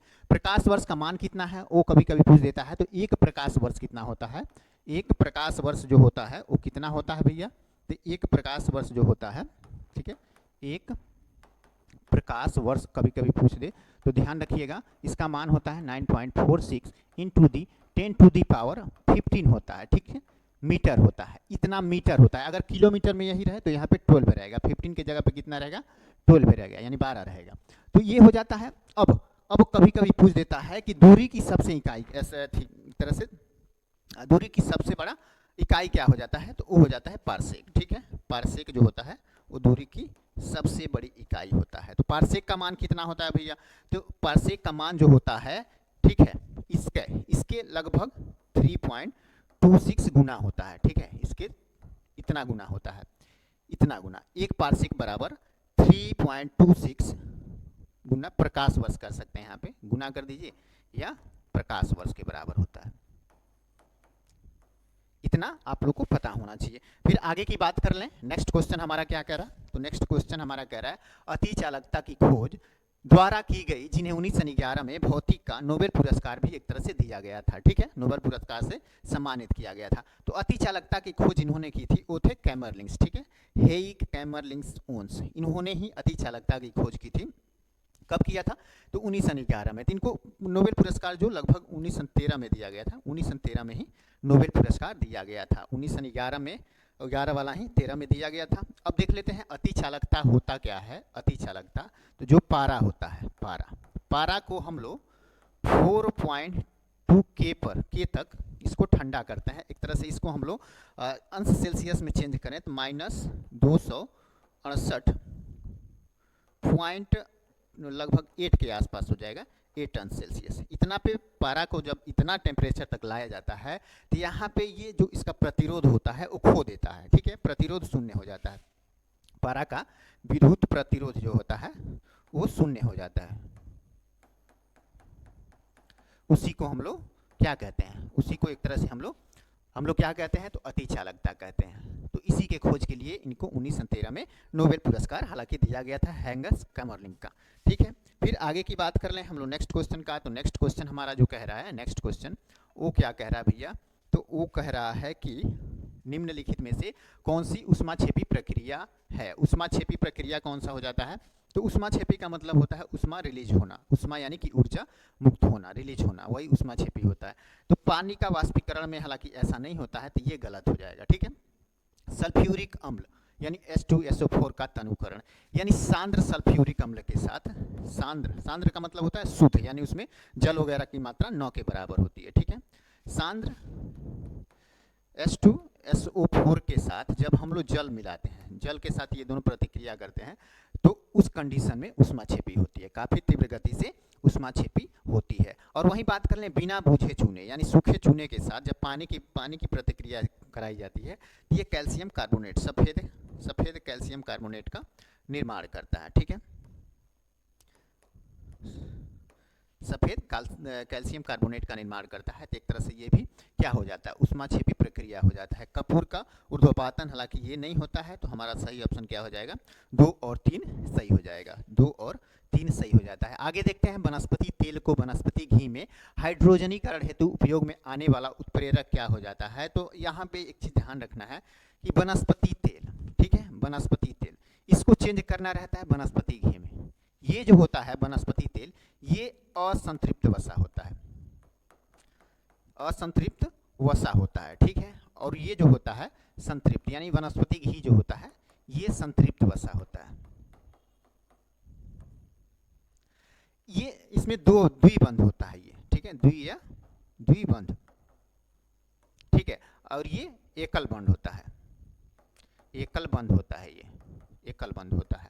अब इससे इसमें चेंज करना हो तो लगभग 150 या 150 से 200 अंश सेल्सियस पे क्या किया जाता है, तो हाइड्रोजन के साथ, ठीक है, हाइड्रोजन के साथ इस निकेल को एक तरह से रिएक्शन कराया जाता है, तो ये चेंज हो जाता है, तो निकेल यहाँ पे सही हो जाएगा, निकेल सही हो जाएगा। यही दिया है, वनस्पति तेल को वनस्पति घी में हाइड्रोजनीकरण हेतु उपयोग में आने वाला उत्प्रेरक कौन है, तो वो हो जाता है निकेल। निकेल एकदम करेक्ट आंसर हो जाता है। फिर आगे की बात कर लें हम लोग, नेक्स्ट क्वेश्चन हमारा क्या कह रहा है, तो नेक्स्ट क्वेश्चन हमारा कह रहा है कि जब एक टेलीस्कोप के अभिदृश्यक लेंस का व्यास बढ़ा दिया जाए तब टेलीस्कोप की विभेदन क्षमता पे क्या असर पड़ेगा। ठीक है, तो टेलीस्कोप यानी कि दूरबीन की व्यास को बढ़ाने की बात की जा रही है। तो जो व्यास होता है, लेंस का व्यास होता है, अभिदृश्यक लेंस का व्यास जो होता है वो कैसा होता है, तो इसकी विभेदन क्षमता के सीधे समानुपाती होता है। ठीक है, ये सीधे एक दूसरे के समानुपाती होते हैं। ये बढ़ेगा तो ये भी बढ़ जाएगा, ये घटेगा तो ये भी एक तरह से घट जाएगा। तो यहाँ बढ़ रहा है, ठीक है, बढ़ रहा है तो ये भी एक तरह से बढ़ जाएगा। हमारा सही ऑप्शन क्या हो जाएगा, सी हो जाएगा। फिर आगे देखते हैं, अलग अलग द्रव्यमान की दो वस्तुएं चंद्रमा की सतह के पास स्वतंत्र रूप से गिरने से क्या होगा। ठीक है, स्वतंत्र रूप से गिरने से क्या होगा। अब देखो, दो अलग अलग द्रव्यमान की वस्तुएं हैं, दो अलग अलग द्रव्यमान की वस्तुएं हैं, ठीक है, एक साथ चंद्रमा पे ऊपर से गिराई जाती है। तो वहां पे क्या है ना, चंद्रमा पे है वायुमंडल की कमी, वायुमंडल नहीं है चंद्रमा पे। ठीक है, वायुमंडल नहीं है चंद्रमा पे। और जब वायुमंडल नहीं है तो कोई भी वस्तु ऊपर से गिरती है ना, तो उसका विरोध करता है वायु विरोध करता है। तो जो भारी वस्तु होती है तो वो पहले गिर जाए, कैसे पहले गिर जाती है, हल्का वस्तु बाद में गिरता है। ये किस कंडीशन में होता है, जब वायु जहाँ पे मौजूद रहता है, लेकिन वहाँ पे तो वायु है नहीं, तो वहाँ पे जो भी द्रव्यमान कुछ भी हो, जब एक साथ गिराया जाए ना, तो एक साथ ही धरती पे पहुँचेंगी। तो इस तरह से हमारा सही ऑप्शन क्या हो जाएगा, तो ऑप्शन सी हमारा सही ऑप्शन हो जाएगा। ठीक है, ऑप्शन सी सही हो जाएगा। किसी भी क्षण एक ही वेग होगा, लेकिन कभी कभी यहाँ पे तो चंद्रमा दिया हुआ है, चंद्रमा की जगह अगर पृथ्वी दे दे, ठीक है, पृथ्वी दे दे, तो पहले भारी वस्तु आएगा, भारी वस्तु पहले नीचे आएगा, ध्यान रखिएगा, क्योंकि यहाँ पे पृथ्वी में क्या है, पृथ्वी में वायुमंडल मौजूद है, वायुमंडल मौजूद है, ठीक है, लेकिन यहाँ पे वायुमंडल नहीं होता है। फिर आगे की बात कर लें, तो वेक्टर टी के प्रतिरोधक शक्ति प्रदान करने के लिए कैसे काम करता है वेक्टर टी का। देखिए यहाँ पे क्या होता है ना, वेक्टर टीका में अगर ध्यान से देखें तो जो कोविड-19 हुआ था, कोविड-19, ठीक है, कोरोना वायरस जब आया था, तो कोरोना वायरस जो था वो उसकी एक फैमिली थी जिसे हम लोग सार्क फैमिली, सार्स कहते थे। तो हालांकि सार्स फैमिली का जो जेनेटिक कोड होता है वो लगभग सेम ही होता है, तो उसी जेनेटिक कोड में इन सबको परीक्षण किया जाता है। हालांकि उसी फैमिली का था, तो हमको जांच करना था कि ये किस प्रकार का वायरस है, तो उसी फैमिली का जेनेटिक कोड से प्रतिक्रिया करा के ये सब किया जाएगा। तो इस तरह से हमारा सही ऑप्शन क्या हो जाएगा, तो वायरस को किसी भिन्न वायरस के संशोधित संस्करण में रखकर, ठीक है, संशोधित संस्करण में रखकर। अगर फिर से बात करें तो जो वाहक वायरस होता है, ठीक है, एक वाहक वायरस होता है और एक होता है बीमारी का वायरस, बीमारी वायरस। तो जो बीमारी वाला वायरस होता है ना, उसका जेनेटिक कोड इसमें रख के संशोधित किया जाता है। ठीक है, इसका जेनेटिक कोड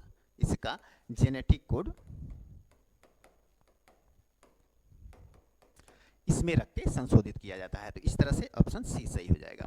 अम्ल स्रोत का निम्न में से कौन सा युग्म सुमेलित है। यहाँ पे दे रहा है अम्ल स्रोत का कौन सा एक तरह से सुमेलित है, तो फार्मिक अम्ल चींटी के डंक में रहता है, इमली में नहीं रहता है।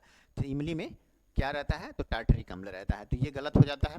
सिट्रिक अम्ल की बात करें तो ये नींबू में होता है, तो ये हमारा क्या है, तो सही ऑप्शन हो जाता है। ठीक है, ये हमारा सही ऑप्शन हो जाता है, सिट्रिक अम्ल नींबू।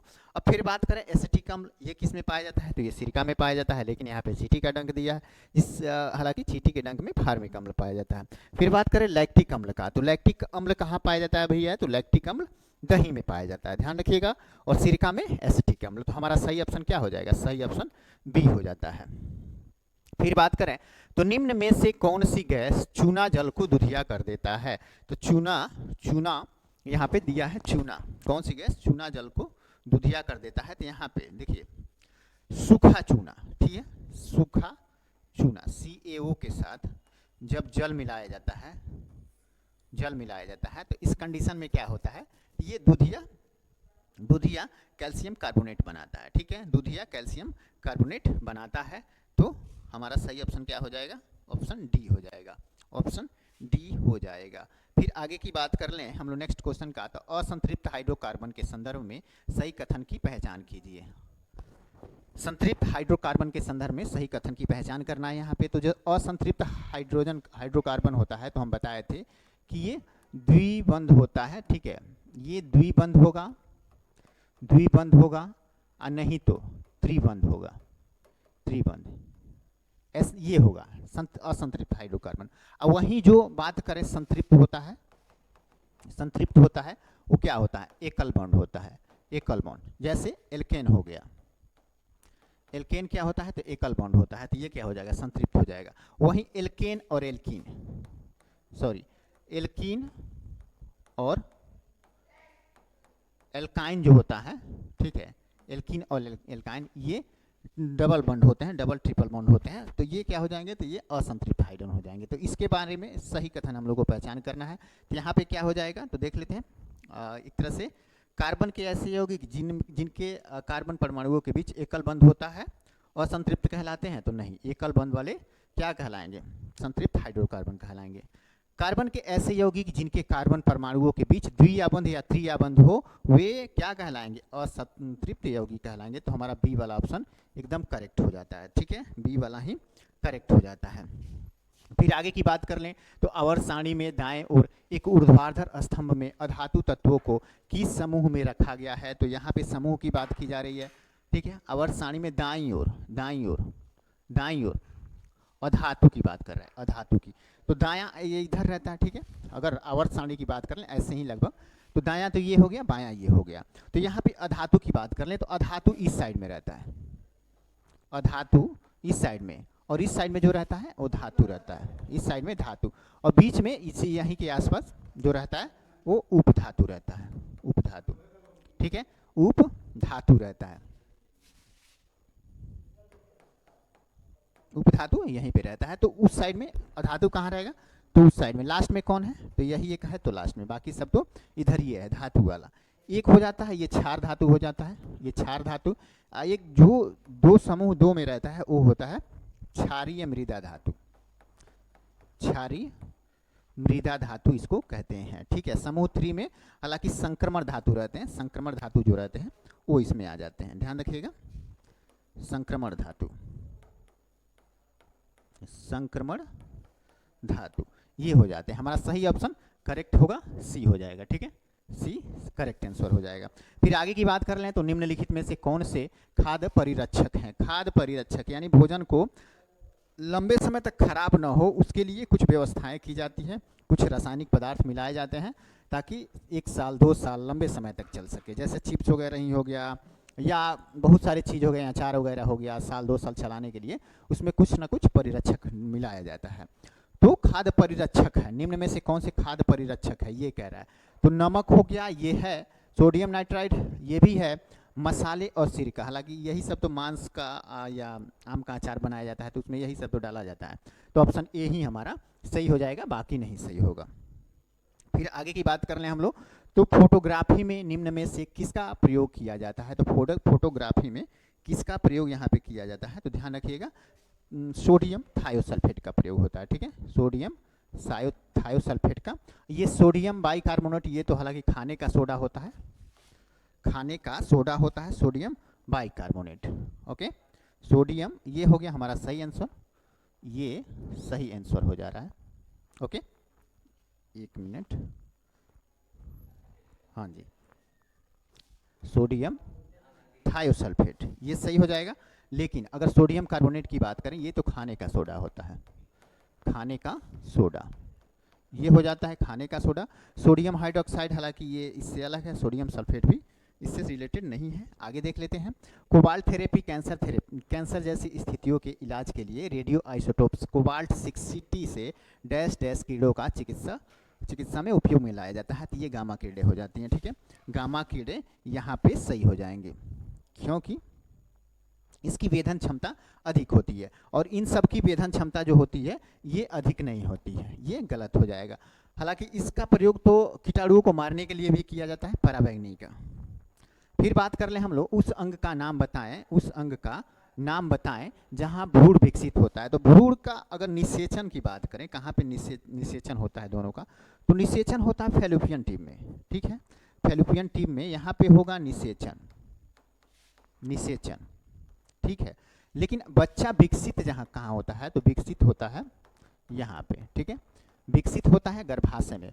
भ्रूण का निर्माण यहाँ पे होगा, दोनों, जैसे कि क्या पुरुष का शुक्राणु और मादा कंडाणु दोनों मिलेंगे किसमें, तो फैलोपियन ट्यूब में मिलते हैं, और वहाँ पे एक जाइगोट बनता है जिसे युग्मनज कहते हैं। और बनने के बाद वो चला आता है गर्भाशय में, और यही 9 महीना बच्चा विकसित होता है, और 9वें महीने के लास्ट में दुनिया में एक नया जीव आता है, ठीक है। मूत्रवाहिनी तो हालांकि ये किडनी से और पेशाब के थैली से जो नली जोड़ी होती है उसको कहते हैं। गर्भाशय ग्रीवा, हालांकि योनि और गर्भाशय के बीच का हिस्सा जो रहता है वो होता है। आगे की बात करें तो बायोगैस में मीथेन का प्रतिशत कितना होता है, तो बायोगैस में मीथेन का प्रतिशत की बात कर लें तो वो होता है 75%, ठीक है। बायोगैस में मीथेन 75% होता है। बायोगैस में 2 चीज़ें मिलकर बनी होती हैं, मीथेन प्लस CO2, मीथेन और CO2।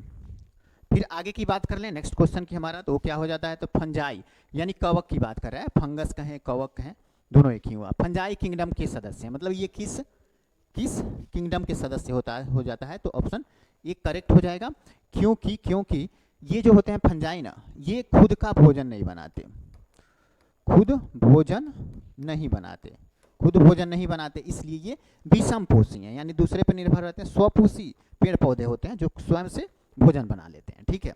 लेकिन ये होते हैं विषमपोषी क्योंकि ये खुद से भोजन नहीं बना पाते हैं। अब बात करें यूकैरियोटिक्स क्यों है, तो इनकी जो कोशिका में होती है ना, तो कोशिका में केंद्रक पाया जाता है। जिसकी कोशिका में केंद्रक पाया जाए वो यूकैरियोटिक होता है, जिसके कोशिका में केंद्रक नहीं पाया जाता है वो क्या होता है, तो प्रोकैरियोटिक। तो इसके कोशिका में केंद्रक पाया जाता है, ठीक है, केंद्रक पाया जाता है, इसके कोशिका में केंद्रक पाया जाता है, तो इसलिए ये यूकैरियोटिक है। वायरस जो हो जाता है बैक्टीरिया हालांकि प्रोकैरियोटिक होती है क्योंकि उसके केंद्रक में कोशिका में केंद्रक नहीं पाया जाता, तो हमारा सही ऑप्शन ए हो जाता है। फिर आगे की बात कर लें तो निम्नलिखित में से किस धातु को खुला छोड़ने पर वह अभिक्रिया कर जलने लगता है, तो भैया वो होता है सोडियम, ठीक है। सोडियम जो होता है, सोडियम को जब ऑक्सीजन या वह नल जो होता है नमी इसकी उपस्थिति में आग पकड़ लेती है उसमें, ठीक है। सोडियम हो गया, पोटेशियम हो गया, ये सब बड़ा अभिक्रियाशील धातु होते हैं। जब ये ऑक्सीजन या इसके संपर्क में आते हैं नमी के, तो इसमें आग पकड़ लेती है। तो इसलिए सोडियम को कहाँ रखा जाता है, तो मिट्टी के तेल में रखा जाता है, मिट्टी के तेल में, इसको मिट्टी के तेल में रखा जाता है, तो हमारा सही ऑप्शन ए हो जाएगा। फिर आगे की बात करें तो भारत में राष्ट्रीय विज्ञान दिवस प्रतिवर्ष कब मनाया जाता है, तो ये वह प्रतिवर्ष मनाया जाता है कब, तो 28 फरवरी को मनाया जाता है, ठीक है, 28 फरवरी को। अगर बात करें 12 जनवरी को तो राष्ट्रीय युवा दिवस मनाया जाता है, राष्ट्रीय युवा दिवस। और बात करें 15 अगस्त को तो सभी को पता रहता है स्वतंत्रता दिवस। 14 नवंबर को बाल दिवस मनाया जाता है, ठीक है, बाल दिवस। आगे की बात कर लें हम लोग, नेक्स्ट क्वेश्चन हमारा क्या हो जाता है, तो साबुन बनाने की प्रक्रिया में किस यौगिक का उपयोग होता है, तो इसमें सोडियम थायोसल्फेट का हालांकि हाइड्रोक्साइड का भी प्रयोग होता है, ठीक है। वसा साथ में वसा और सोडियम हाइड्रोक्साइड का प्रयोग करके साबुन बनाया जाता है, तो सही ऑप्शन ये हो जाता है। एसिटिक, इथेनॉल, एस्टर इससे काफ़ी अलग है। कंकाल के वे हिस्से जो हड्डियों की तरह सख्त नहीं होते और जो मोड़े जा सकते हैं ये क्या हो जाते हैं, तो नरम हिस्सा, कंकाल का नरम हिस्सा, जैसे यहाँ का हिस्सा हो गया ये सब होता है, उसे कार्टिलेक्स कहते हैं। हड्डियों का जो अगर खास करके मांस वगैरह खाते होंगे आप लोग, तो मुर्गा या कुछ ऐसे बकरा वगैरह खाइएगा, तो जो हड्डी का मुलायम वाला हिस्सा होता है जिसे कुछ के खाया जा सकता है, उसी की बात कह रहा है। तो क्या हो जाता है भैया, तो वो हो जाता है कार्टिलेज, ठीक है, कार्टिलेज हो जाता है। कार्पल्स क्या होता है, तो कार्पल्स ये कलाई यहाँ का जो मुड़ने वाला हड्डियाँ होती हैं, कठोर हड्डियाँ होती हैं, वो होती हैं। वर्टेब्रा क्या होता है, तो रीढ़ की हड्डी वर्टेब्रा होती है, ठीक है। तो यहाँ पे सही ऑप्शन क्या हो जाएगा, कार्टिलेज। पौधे अपना पोषक तत्व मुख्यतः किससे प्राप्त करते हैं? तो यहाँ पे पौधों का भोजन की बात कर रहे हैं, पोषक तत्व की, पोषक तत्व ये मुख्यतः यहाँ पे हालांकि सबसे सही ऑप्शन हो जाएगा मृदा, क्योंकि बात करें सोडियम हो गया, पोटेशियम एनपीके जिसको कहा जाता है, ठीक है, सोडियम हो गया, पोटेशियम हो गया, फास्फोरस हो गया, ये सब सोडियम, फास्फोरस, पोटेशियम ये सब हो गया, ये सब इसके पोषक तत्व हो जाते हैं। तो ये सब तो हम लोग हालांकि यूरिया के रूप में, पोटास के रूप में, ये सब के रूप में हम लोग इसे देते रहते हैं पौधे को। तो हमारा सही ऑप्शन डी हो जाएगा, ठीक है, डी सही ऑप्शन हो जाएगा। ये भी सब हैं लेकिन ये द्वितीयक हो जाते हैं, प्रकाश भी द्वितीयक हो जाता है लेकिन पोषक तत्व में यही हो जाते हैं, एनपीके नाइट्रोजन, पोटेशियम, फास्फोरस और पोटेशियम, नाइट्रोजन, फास्फोरस और पोटेशियम। आगे देखते हैं रक्तचाप के बारे में निम्नलिखित में से कौन सा कथन सही है? रक्तचाप के बारे में पूछ रहा है, तो रक्तचाप के बारे में एक होता है सिस्टोलिक, ठीक है, एक होता है सिस्टोलिक, ये कितना होता है? तो ये होता है 120। एक होता है डायस्टोलिक, ये कितना होता है? तो ये होता है 80। अब देखना सिस्टोलिक कब होता है? तो जब ब्लड पंप कर रहा होता है, यानी गति कर रहा होता है, ठीक है, ब्लड गति कर रहा होता है, तो उस कंडीशन को हम लोग सिस्टोलिक कहते हैं, सिस्टोलिक। और दो गति के बीच आराम जब करता है हमारा हृदय, ठीक है, रुका रहता है, ठहरा रहता है जिस क्षण, उसको हम लोग कहते हैं, ठीक है, रुका हुआ अवस्था। अब ये मत कहना कि हृदय कभी रुकता ही नहीं है, एक बार पंप करने के बाद थोड़ा सा आराम करता है, फिर पंप करता है, फिर आराम करता है, फिर अब ये मत कहना कि नहीं सर आप गलत बोल रहे हैं। तो ये होता है डायलिसिस, डायस्टोलिक ये होता है, ठीक है, रुका हुआ अवस्था और गति वाला अवस्था जब ब्लड पंप हो रहा होता है उसको सिस्टोलिक कहते हैं। तो इसका मान 120 होता है, 120 mmHg में होता है, ठीक है, mmHg इसमें होता है। तो हमारा इस हिसाब से कौन सही ऑप्शन हो जाएगा? तो भाई सिस्टोलिक 120, डायलिसिस यही हो जाएगा, ऑप्शन डी, ठीक है। यहाँ देखो सामान्य सिस्टोलिक दबाव लगभग Hg में 120 होता है और डायस्टोलिक में 80 होता है, तो ऑप्शन डी ही हमारा करेक्ट आंसर हो जाएगा, करेक्ट आंसर हो जाएगा। आगे देखते हैं, अब मैथमेटिक्स आ गया। मैथमेटिक्स को हम लोग सॉल्व कर लेते हैं। जब किसी संख्या को 15 से विभाजित किया जाता है तो शेषफल 3 प्राप्त होता है। यदि उसी संख्या को 17 से विभाजित किया जाए तो शेषफल 11 प्राप्त होता है। नीचे दिए गए विकल्पों में से संख्या ज्ञात कीजिए। तो भैया यहाँ पे तो बहुत ईजी भी है, अगर प्रोसेस से बनाइएगा तो हार्ड भी है। तो देखो हम लोग कोई इसमें सॉल्व करने का तरीका नहीं अपनाएंगे, सीधा इस अंक को उठाएंगे, देखेंगे कौन कटने के बाद शेषफल के रूप में 3 छोड़ रहा है, और उसके बाद फिर से उठाएंगे 17 को। अब देखेंगे कि 17 से काटने के बाद कौन अंक में शेषफल 11 आ रहा है। तो पहले से ही शुरू कर देते हैं 198 को। हम लोग पहले क्या करते हैं, 15 से कट करेंगे तो इसका शेषफल 3 आ जाएगा, ठीक है। देख लो कितनी बार में कटेगा, 15 एकम में 15, ठीक है, 15 एकम में 15 और यहाँ पे 48 है, 15 3 45, 3 शेष बच गया, ठीक है। 13 बार में कटेंगे तो शेष इतना आएगा। अब देख लो सेम इसी अंक को हम लोग उठाते हैं और 17 से डिवाइड करते हैं, 17 से, तो 17 एकम में 17, फिर बचा 2 यानी 28 बचा, तो 17 28 कटेगा नहीं, 11 शेष बचेगा। तो यहाँ पे शेष 11 बच जा रहा है। तो इस हिसाब से यही हमारा सही हो जाएगा, ठीक है, यही हमारा सही ऑप्शन हो जाता है। तो इसी को क्यों ना हम लोग टिक लगा दें।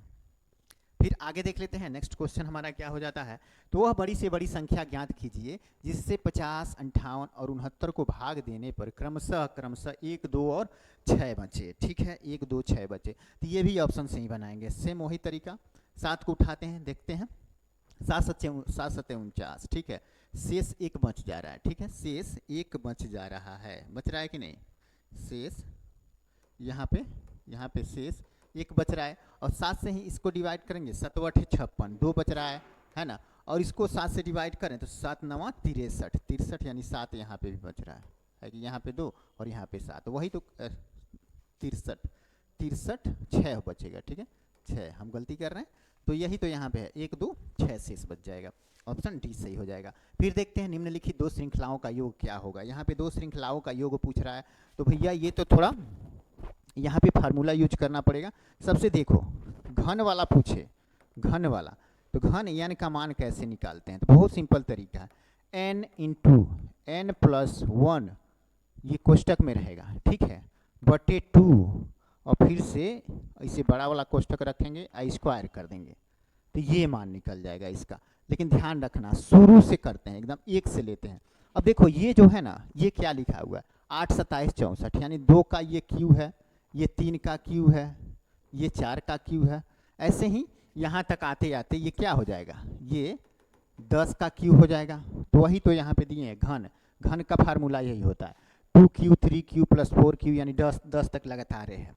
तो हम लोग 1 से 10 तक यहाँ पे क्या करेंगे, टोटल संख्या का निकालेंगे। 10 तक हो जा रहा है तो यहाँ पे टोटल 10 का निकालेंगे, ठीक है, 10 का।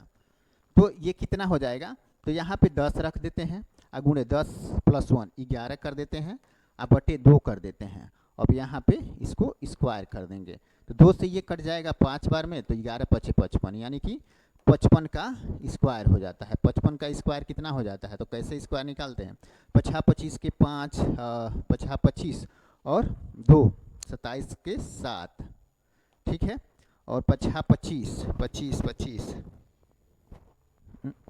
ठीक है, 55 25 सॉरी 55 25 25 दूनी 50, 50 2 52 होगा, यहाँ पे हम थोड़ा निकाल लेते 52 52 और 55 25 5 30, इसका स्क्वायर हो जाता है इतना, ठीक है, इतना 55 का स्क्वायर, यानी इसका मान आता है 3025। लेकिन एक चीज़ यहाँ पे ध्यान रखना है, यहाँ पे जो इन दो संख्याओं का योग निकालना है तो यहाँ से 2 पे पावर 3 से शुरू किया है, 1 यहाँ से शुरू नहीं किया है। 1 से शुरू करता है तब इतना मान आ जाता।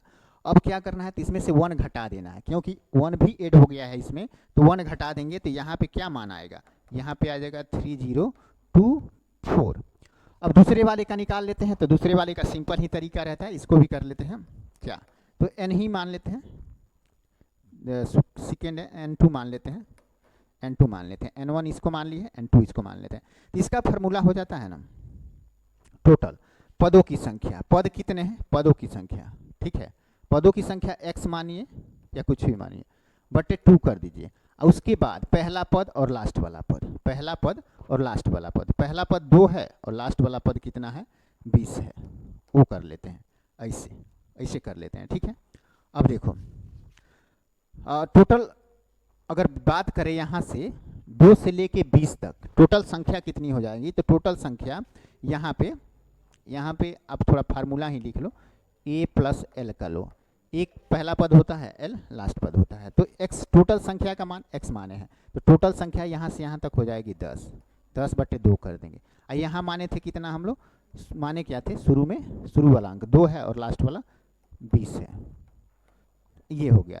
तो 20 और 2 22 हो गया, और 2 से ये 5 बार में कट गया, 5 बार में, ठीक है, 5 बार में, तो 20 2 22, 22 गुणे 5 करते हैं तो कितना निकल के आएगा 110, 110। दूसरे का योग 110 और पहले का योग कितना आया था, तो 3034 आया था, यानी कि 3000 यहाँ कर लेते हैं, दोनों को योग करेंगे तो कितना आ जाएगा 3034। थोड़ा सा कलर चेंज कर लेते हैं, 3034 और 110, 4 3 1 4 कितना, सॉरी 3024 है, हम कह रहे हैं क्यों गलत आ रहा है, 3024 और 110, 4 हो जाएगा, 3 हो जाएगा और यहाँ पे 1 हो जाएगा, यहाँ पे 3 हो जाएगा। 31 34 किस में है, तो 31 34 ऑप्शन बी में दिया हुआ है, ठीक है, ऑप्शन बी में 31 और 34 दिया हुआ है। फिर आगे देख लेते हैं, ये बड़ा इजी रहता है, बड़ा इजी रहता है, ये अनुपात और समानुपात का क्वेश्चन है, ठीक है, अनुपात और समानुपात का ये क्वेश्चन है। तो ये देखो, जैसे अनुपात समानुपात में क्या होता है, A ratio B proportion B ratio C, B ratio C, या ए बी सी डी मान लेते हैं, कुछ भी मान लेते हैं, तो ये दोनों आपस में गुणज हो जाते हैं, ये दोनों आपस में गुणज हो जाते हैं। सेम यही तरीका इसमें अपना लेंगे, ये एकदम ईजी है। अब देखो यहाँ पे क्या करेंगे हम लोग, यहाँ पे ब्लैक ले लेते हैं, ठीक है। अब 2x गुणे 7x किसके साथ गुना करेंगे भैया, तो लास्ट वाला के साथ, इसका इसके साथ, इसका इसके साथ, तो गुणे 3 कर देते हैं, equal to 4x minus 3y किसके साथ गुना करेंगे तो 8 के साथ। अब एक्स वाई का मान है, सॉल्व करेंगे तो रेशियो में आ ही जाएगा, 3 दूनी 6x, ओके यहाँ प्लस रहेगा, यहाँ प्लस रहेगा, हम गुणा कर दिए, ठीक है 7y, 3 सत्ते 21 प्लस 21y, ये हो गया। और 8 चौको 32, 32x माइनस 8 तरीके 24y, ठीक है। कहीं कहीं हो सकता है गलती से वर्ड लिखा जाते हैं कुछ और, एक ही क्लास नहीं रहता है और बहुत सारा रहता है तो कभी कभी माइंड हैक हो जाता है, टेंशन नहीं लीजिएगा। आप लोग तो मेंस में आ गए हैं तो इतना तो पता ही होगा, ये सब कॉमन चीज़ है, इतना प्रैक्टिस करके इतना मेहनत करके ही आए हैं तो मेहनत करने से ही गलती होती है, इतना ध्यान नहीं देने का। चलो अब देखते हैं 32 को इधर लेके जाएंगे, 32 को देखो 8 चौको 32 वही है ना अंक ना, ठीक है, हमको तो डर लग रहा है कहीं गलती से दूसरा ना लिख दिए, ठीक है। 6 को इधर लाएंगे तो माइनस में हो जाएगा, ठीक है माइनस में हो जाएगा, तो 6 को घटाएंगे 32 में से तो यहाँ पे आ जाएगा कितना 26x, और वही अगर y को इधर लेके जाते हैं तो ये प्लस में हो जाएगा, तो 21 और 24 हो जाएगा कितना 45, 45 y हो जाता है, तो x बराबर 45 हो जाएगा, y बराबर 26, यही हो जाएगा, x बराबर 45 और y बराबर 26, यही हो गया। तो 45 और 26 का रेशियो किस में है, तो ऑप्शन ए में दिया हुआ है, ऑप्शन एक्स वाई का रेशियो में पूछा हुआ है तो वही हो जाएगा। आगे हम लोग देखते हैं नेक्स्ट क्वेश्चन, एक व्यास में पी क्यू, देखो ये भी बड़ी इजी है, एक व्यवसाय में पी क्यू से आधा और क्यू आर से आधा निवेश करता है तो 7,000 मासिक लाभ को यदि उनके बीच साझा किया जाता है तो आर का हिस्सा क्या होगा। देखो P Q R, P Q से आधा, क्यू का पी का एक मानते हैं तो क्यू का 2 हो जाएगा, यही है ना, पी क्यू से आधा, क्यू से आधा इसका है। अब क्या आ रहा है क्यू आर से आधा, क्यू जो है आर से आधा, आधा इसका यानी दुगुना होगा 4 हो जाएगा। इसी रेशियो में इस पैसे को बांट लेना है, तो भैया 4 2 6 1 7, 7 यानी 7 से 7 कट्टी, 7,000 यहाँ पे है वही है ना, तो 7 टोटल आ रहा है, किसका पूछ रहा है 4 यानी कि आर का, आर बराबर यही हो जाएगा 7 से 7 कट्टी यानी कि 4,000 इसका सही आंसर आ जाएगा, 4,000 एकदम करेक्ट आंसर। आगे देखते हैं नेक्स्ट क्वेश्चन हमारा कह रहा है 56 लीटर के मिश्रण में दूध और पानी का अनुपात इतना है, 56 लीटर के मिश्रण में दूध और पानी का अनुपात इतना है, ठीक है। यदि यह अनुपात बदलकर इतना हो जाता है तो मिश्रण में मिलाए जाने वाले अतिरिक्त पानी की मात्रा लीटर में बताएं, पानी की मात्रा यहाँ पे लीटर में बताना है, ठीक है। अब देख लो इसको अगर इस रेशियो में बांटे तो 4 3 7, 7 8 56, 8 3 24, 24 दूध हो जाएगा, दूध 24 लीटर और पानी कितना है 4 यूनिट है पानी, तो 4 8 चौको 32 हो जाएगा, 32 लीटर। अब यहाँ पे इस अनुपात को बदल के इतना में चेंज करना है, यही करना है 3:5 में। तो देखो 1 यूनिट के बराबर कितना निकल के आया 8 लीटर, तो यहाँ पे 4 से 5 ही करना है, ये तो सेम ही है, यहाँ पे केवल यहाँ से पानी की मात्रा को केवल बढ़ाना है, तो 1 यूनिट बराबर 8 निकल के आया है, ठीक है। तो वही मान लो 3 यूनिट बराबर 24 है, 3 यूनिट बराबर 24 यानी 1 यूनिट बराबर 8 हो जाएगा, तो 8 वृद्धि कर देंगे तो इसमें 8, तो ये कितना हो जाएगा 40 हो जाएगा, और ये 24 तो है ये है। अब इसको रेशियो में चेंज करेंगे तो ये कितना हो जाएगा 8 3 24, 8 5 40, वही तो कह रहा है 8 5 40, कितना बढ़ा है 8 लीटर बढ़ा है ना, 8 लीटर। फिर आगे देख लेते हैं नेक्स्ट क्वेश्चन हमारा, ए और बी मिलकर एक कार्य को 5 दिन में पूरा कर सकते हैं, उन्होंने एक साथ काम करना शुरू किया, 3 दिन बाद बी ने काम छोड़ दिया, यदि कार्य अतिरिक्त 3 दिनों के बाद पूरा हो जाता है तो अकेले ए कार्य को कितने दिन में पूरा करेगा। देखो ए प्लस बी कितने दिन में कर रहे हैं संयुक्त रूप से, तो ये कर रहे हैं 5 दिन में, लेकिन साथ में कितने दिन तक किया 3 दिन तक, 3 दिन बाद तो बी काम छोड़िए के चला गया, तो अब देखो साथ में काम किए 3 दिन, टोटल काम कितना है 5 दिन का, तो बचा कितने दिन का 2 दिन का काम बचा, 2 दिन का काम बी जब काम छोड़ के चला गया तो ए अकेले कितने दिन में कर रहा है 3 दिन में, यानी 2 दिन का काम ये 3 दिन में कर रहा है, यही कर रहा है ना, यानी 1.5 गुना समय लग रहा है। तो इस हिसाब से देखो यही है, यदि काम अतिरिक्त 3 दिन के बाद पूरा हुआ, 2 दिन का काम 3 दिन के बाद पूरा हुआ तो अकेले ए पूरे कार्य को कितने दिन में करेगा। अब देखो टोटल कार्य दोनों मिलके 5 दिन में करते हैं, यहाँ पे दोनों संयुक्त रूप से 2 दिन में करते तो समाप्त हो जाता, लेकिन अकेले एक कर रहा है तो 3 दिन लग रहा है, यानी 1.5 गुना समय लग रहा है, तो इसी का 1.5 गुना ये अकेले कर लेगा कि नहीं? तो सेम 5 का 1.5 गुना कितना हो जाता है? 7.5 हो जाता है। तो 7.5 सही आंसर हो जाता है ना? 7.5 सही आंसर हो जाता है। अब देखो 2 रेलगाड़ियां एक साथ पहली स्टेशन P से Q तक, ठीक है, P से Q तक, P से Q तक, और दूसरी स्टेशन Q से P तक जाने के लिए 2 रेलगाड़ियां हैं। एक को मान लेते हैं A, ठीक है, यहाँ से A इधर की तरफ जा रही है और B इधर की तरफ से आ रही है, ठीक है। तो P से Q तक जाना है एक को, और दूसरे को Q से P की तरफ, यानी एक दूसरे की तरफ चल रही हैं दोनों, यही कह रहा है। P तक जाने के लिए क्रमशः 80 किलोमीटर और 95 किलोमीटर प्रति घंटा की चाल से चलना शुरू करती हैं। यदि वे 12 घंटे के बाद मिलती हैं तो उनके द्वारा तय की गई दूरियों का अंतर पूछ रहा है।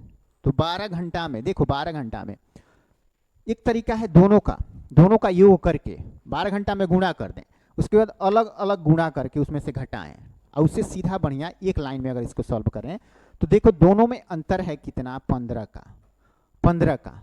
तो अंतर तो यहाँ वही निकलेगा ना, दूरियों में अंतर, और 12 घंटा चल रही है ये। यहाँ पे कहाँ पे है 12 घंटा? 12 घंटे के बाद, तो गुणे 12 कर दो, ये आंसर हमारा यहाँ आ गया। कितना हो जाएगा? 180, ठीक है, 180 किलोमीटर का फासला होगा। किस में है? तो ऑप्शन सी में हो जाता है। बहुत इजी है, देखने में ही हार्ड है, बहुत इजी क्वेश्चन हो जाता है। आगे देख लेते हैं, आगे, ठीक है।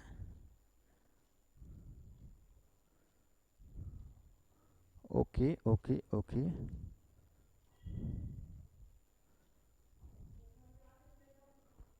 ओके, चलो ये हो गया, ये हो गया। अब यहाँ देख लेते हैं, ये है शांत जल में एक नाव की चाल 30 किलोमीटर और धारा की चाल इतना है, ठीक है, इतना है। शांत जल में एक नाव की चाल 30 किलोमीटर है और धारा की चाल 6 किलोमीटर है। तो 5 मिनट में धारा की दिशा में और धारा के विपरीत दिशा में तय की गई क्रमशः दूरी ज्ञात करना है। तो देख लेते हैं इसको। अब देखो शांत जल में नाव की चाल इतना है, तो मतलब धारा की दिशा में कितना होगा? तो धारा की दिशा में यहाँ पे कितना हो जाएगा?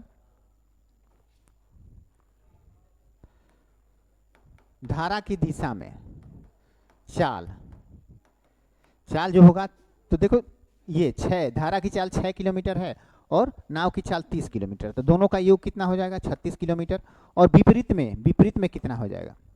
विपरीत में 24 किलोमीटर, है ना, 24 किलोमीटर, यही है। तो देखो 5 मिनट में धारा की दिशा में और धारा के विपरीत दिशा में तय की गई क्रमशः दूरी ज्ञात करना है। तो 36 किलोमीटर प्रति घंटा कब हो रहा है? तो धारा की दिशा में। अब 5 मिनट का हमको निकालना है, तो 5 बटे कितना कर देंगे? 60 कर देंगे, और इसको भी कितना कर देंगे? 5 बटे 60 कर देंगे, निकल के आ गया। सिंपल है एकदम।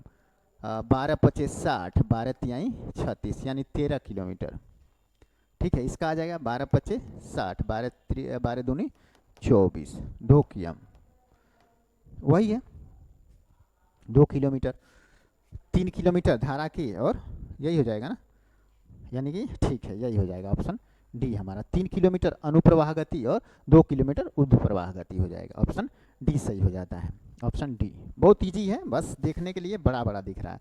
आगे देखते हैं, एक कारखाने में उत्पादित खिलौनों में क्रमशः 20% खराब हो गए, 20% खराब हो गए, और शेष से 25% खराब हो गए। यदि 4800 खिलौने अच्छी स्थिति में है तो उत्पादित खिलौनों की मूल्य संख्या कितनी होगी? तो मान लेते हैं उत्पादित मूल संख्या को मान लेते हैं x, ठीक है, x। तो एक लाइन में इसको सॉल्व करेंगे। देखो 4800 गुणे यहाँ पे क्या दिया? एक कारखाने में, सॉरी रुको, एक कारखाने में उत्पादित खिलौनों में से 20% खराब हो गए, तो x मान लिए, x मान लिए। इसमें खराब कितने हुए? 20%, तो यहाँ पे लिख देंगे 80 बटे 100। अब शेष में 25% खराब हुए, तो 25 खराब हुए, बचे कितने? 75 बटे 100। और टोटल संख्या में कितने बचे हुए हैं अच्छी स्थिति में? तो 4800। अब इसको सॉल्व करो, आंसर आ गया, x का मान निकल गया जो मूल संख्या है। तो ये 4 बार में, ये 5 बार में, ये 3 बार में, और ये 4 बार में। 4 तिहाई 12, 12 चौको 48, 400 बार में कट गया, तो 5 चौको 20, 20 चौको 80, 80 पे 2 जीरो और रख देना है, यानी कि 8000 सही आंसर हो जाएगा। किस में है 8000? तो ऑप्शन बी में दिया हुआ है। ठीक है, ऑप्शन बी में दिया हुआ है। आगे हम लोग देखते हैं, ये 90 नंबर हो गया क्या? ये कहाँ चले आए हम लोग? ठीक है, 90 नंबर हो गया। 91 नंबर देख लेते हैं, यहाँ पे क्या दिया है? तो रीजनिंग वाला पोर्शन आ गया, बहुत इजी है, देख लेते हैं। उस समुच्चय का चयन कीजिए जिसमें संख्या आपस में उसी प्रकार संबंधित है जिस प्रकार निम्नलिखित समुच्चय की संख्या आपस में संबंधित है। तो बहुत बहुत बहुत सिंपल क्वेश्चन है। ये 2 का स्क्वायर हो जाता है, ये 3 का स्क्वायर हो जाता है, ये 4 का स्क्वायर हो जाता है, वैसे ही ये 5 का स्क्वायर, 6 का स्क्वायर, 7 का स्क्वायर, यानी सीरीज वाइज में स्क्वायर बनाया है। तो यही तरीका इसमें भी है। 7 का स्क्वायर, 8 का स्क्वायर, 9 का स्क्वायर, 7 8 9, बाकी सब उल्टा पुल्टा है। 1 का, 4 का, 7 का, 6 का, 9 का, 7 का, 7 6 8, ये उल्टा पुल्टा है। सीधा कौन है? ऑप्शन ए है, ऑप्शन ए ही सही हो जाएगा। आगे देखते हैं, असंगत अक्षर समूह का चयन करें। असंगत अक्षर समूह, तो यहाँ पे असंगत कैसे पता करेंगे? तो यहाँ पे देखो +2 किया है, ठीक है, एस के बाद TU +2, यहाँ पे M के बाद NOP +3 कर दिया है, ठीक है, Q के बाद QRS +2 किया है, यहाँ पे PQR +2 किया है। यहीं से हमारा आंसर निकल गया, यही देखो बी वाला सही हो जाएगा, क्योंकि +2 +2 +2, यहाँ से आगे बढ़ने की ज़रूरत ही नहीं है अब, लेकिन हमको तो पूरा करना है। ठीक है, तो देखो यहाँ पे भी देख लेंगे किसमें कितना अंतर है, बस यही अंतर है कॉमन सा, बाकी सब में कॉमन है। यू के बाद 4 प्लस कर देगा y, यानी 25, अब +1, यहाँ से 4 प्लस लास्ट वाला, अब +1 इसमें, सेम वैसे ही, p इसमें प्लस, फिर यहाँ से यहाँ प्लस, फिर ये इसमें प्लस, फिर यहाँ से यहाँ प्लस, सेम वही होगा, इसी हिसाब से बन जाएगा। 4 प्लस यहाँ से, जैसे u से +4 कर दिया है ना, और u और y से ये +2 कर दिया है, z सॉरी +1 कर दिया है, +1 कर दिया है, सब उसी में वही तरीका अपना है। तो ऑप्शन हमारा कौन सा सही हो जाता है? बी वाला सही हो जाता है। ठीक है, ऑप्शन बी सही हो जाता है। आगे देखते हैं हम लोग, यहाँ पे ये भी कैसे बनेगा? तो देखो इसको ले जाके कर दिया है स्क्वायर, इस पे रख दिया है, ठीक है, तो 12 पर यहाँ 144, इसका मान कर दिया है 1 + 1, तो हो गया 145, सेम 15 15 या 225, 225 +1 कर दिया, यानी 226, सेम वही तरीका इसमें 24 24 है, 24 का स्क्वायर होता है 576 +1 कितना हो जाएगा? 577 हो गया ना। किसमें है? 577, ऑप्शन ए में है, ए में ऑप्शन में दिया हुआ है। ठीक है, आगे देखते हैं हम लोग, 18 इतना, ये सीरीज वाला क्वेश्चन है, ये कैसे बनेगा भैया? तो देखो इधर से इधर इधर इधर इधर सब एक एक छोड़ के कितना कर दिया है? +3 +3 +3 +3, लेकिन इसके बाद वाला यहाँ पे आएगा वो 33 होगा, तो 33 तो पूछ नहीं रहा है, तो यहाँ इसका अभी हम लोग ना देखेंगे। यहाँ देख सकते हैं एक छोड़ा 71 5 5 5 5, ठीक है, सब में 5 5 प्लस कर दिया है, 5 5 प्लस कर दिया है, तो 86 5 कितना हो जाएगा? तो 91 यहाँ पे हो जाएगा। 91 किस में है? ऑप्शन सी में दिया हुआ है। आगे देखते हैं, शीला ने बुधवार 10 अप्रैल 2019 को अपना जन्मदिन मनाया। 2023 में उसके जन्मदिन पर सप्ताह का कौन सा दिन होगा? तो ये देख लेते हैं सप्ताह का कौन सा दिन होगा।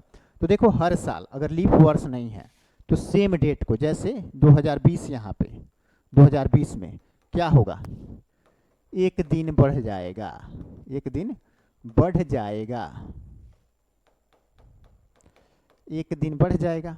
तो अब देखो 10 अप्रैल 2019 को क्या है? बुधवार है, तो अगर नेक्स्ट ईयर लीप वर्ष नहीं है तो एक दिन बढ़ जाएगा, लेकिन लीप वर्ष है तो 2 दिन बढ़ेगा। तो 19 के बाद 20 है, 20 क्या होता है? लीप वर्ष होता है, तो यहाँ पे +2 कर देंगे। उसके बाद 20 के बाद 21 में एक ही दिन बढ़ेगा, 22 में एक ही दिन, और 23 में, 23 तो पूछिए रहा है, इसमें एक ही दिन बढ़ेगा। अब टोटल 2 1 3 1 4 1 5, 5 दिन बढ़ रहा है। तो 5 दिन बस क्या करेंगे? बुध में, बुधवार में +5 कर देंगे, तो कितना आ जाएगा? बुध के बाद गुरु शुक्र शनि रवि सोम आ जाएगा, सोमवार हमारा आंसर हो जाएगा। किसमें है? सोम, ऑप्शन डी में है। ऑप्शन डी में दिया हुआ है। आगे देखते हैं, यदि x y की बहन है, यदि x y की बहन है, z a का पिता है, ठीक है, और y a की, ये यहाँ से कर लेते हैं, x y की बहन है, x को y की बहन बना देते हैं, फीमेल है f लिख देंगे, ठीक है। z a का पिता, अभी z यहाँ नहीं है उसको रहने देते हैं, ये हमारा हो गया, ठीक है। और देखते हैं y a का पुत्र है, y जो है a का पुत्र है, तो ये मेल हो गया, y a का पुत्र है। तो z का, अभी ये बाकी है, z a का पिता है, ये तो हो गया, z कहाँ गया, z जो है वो a का पिता है, तो ये क्या हो गया, मेल हो गया।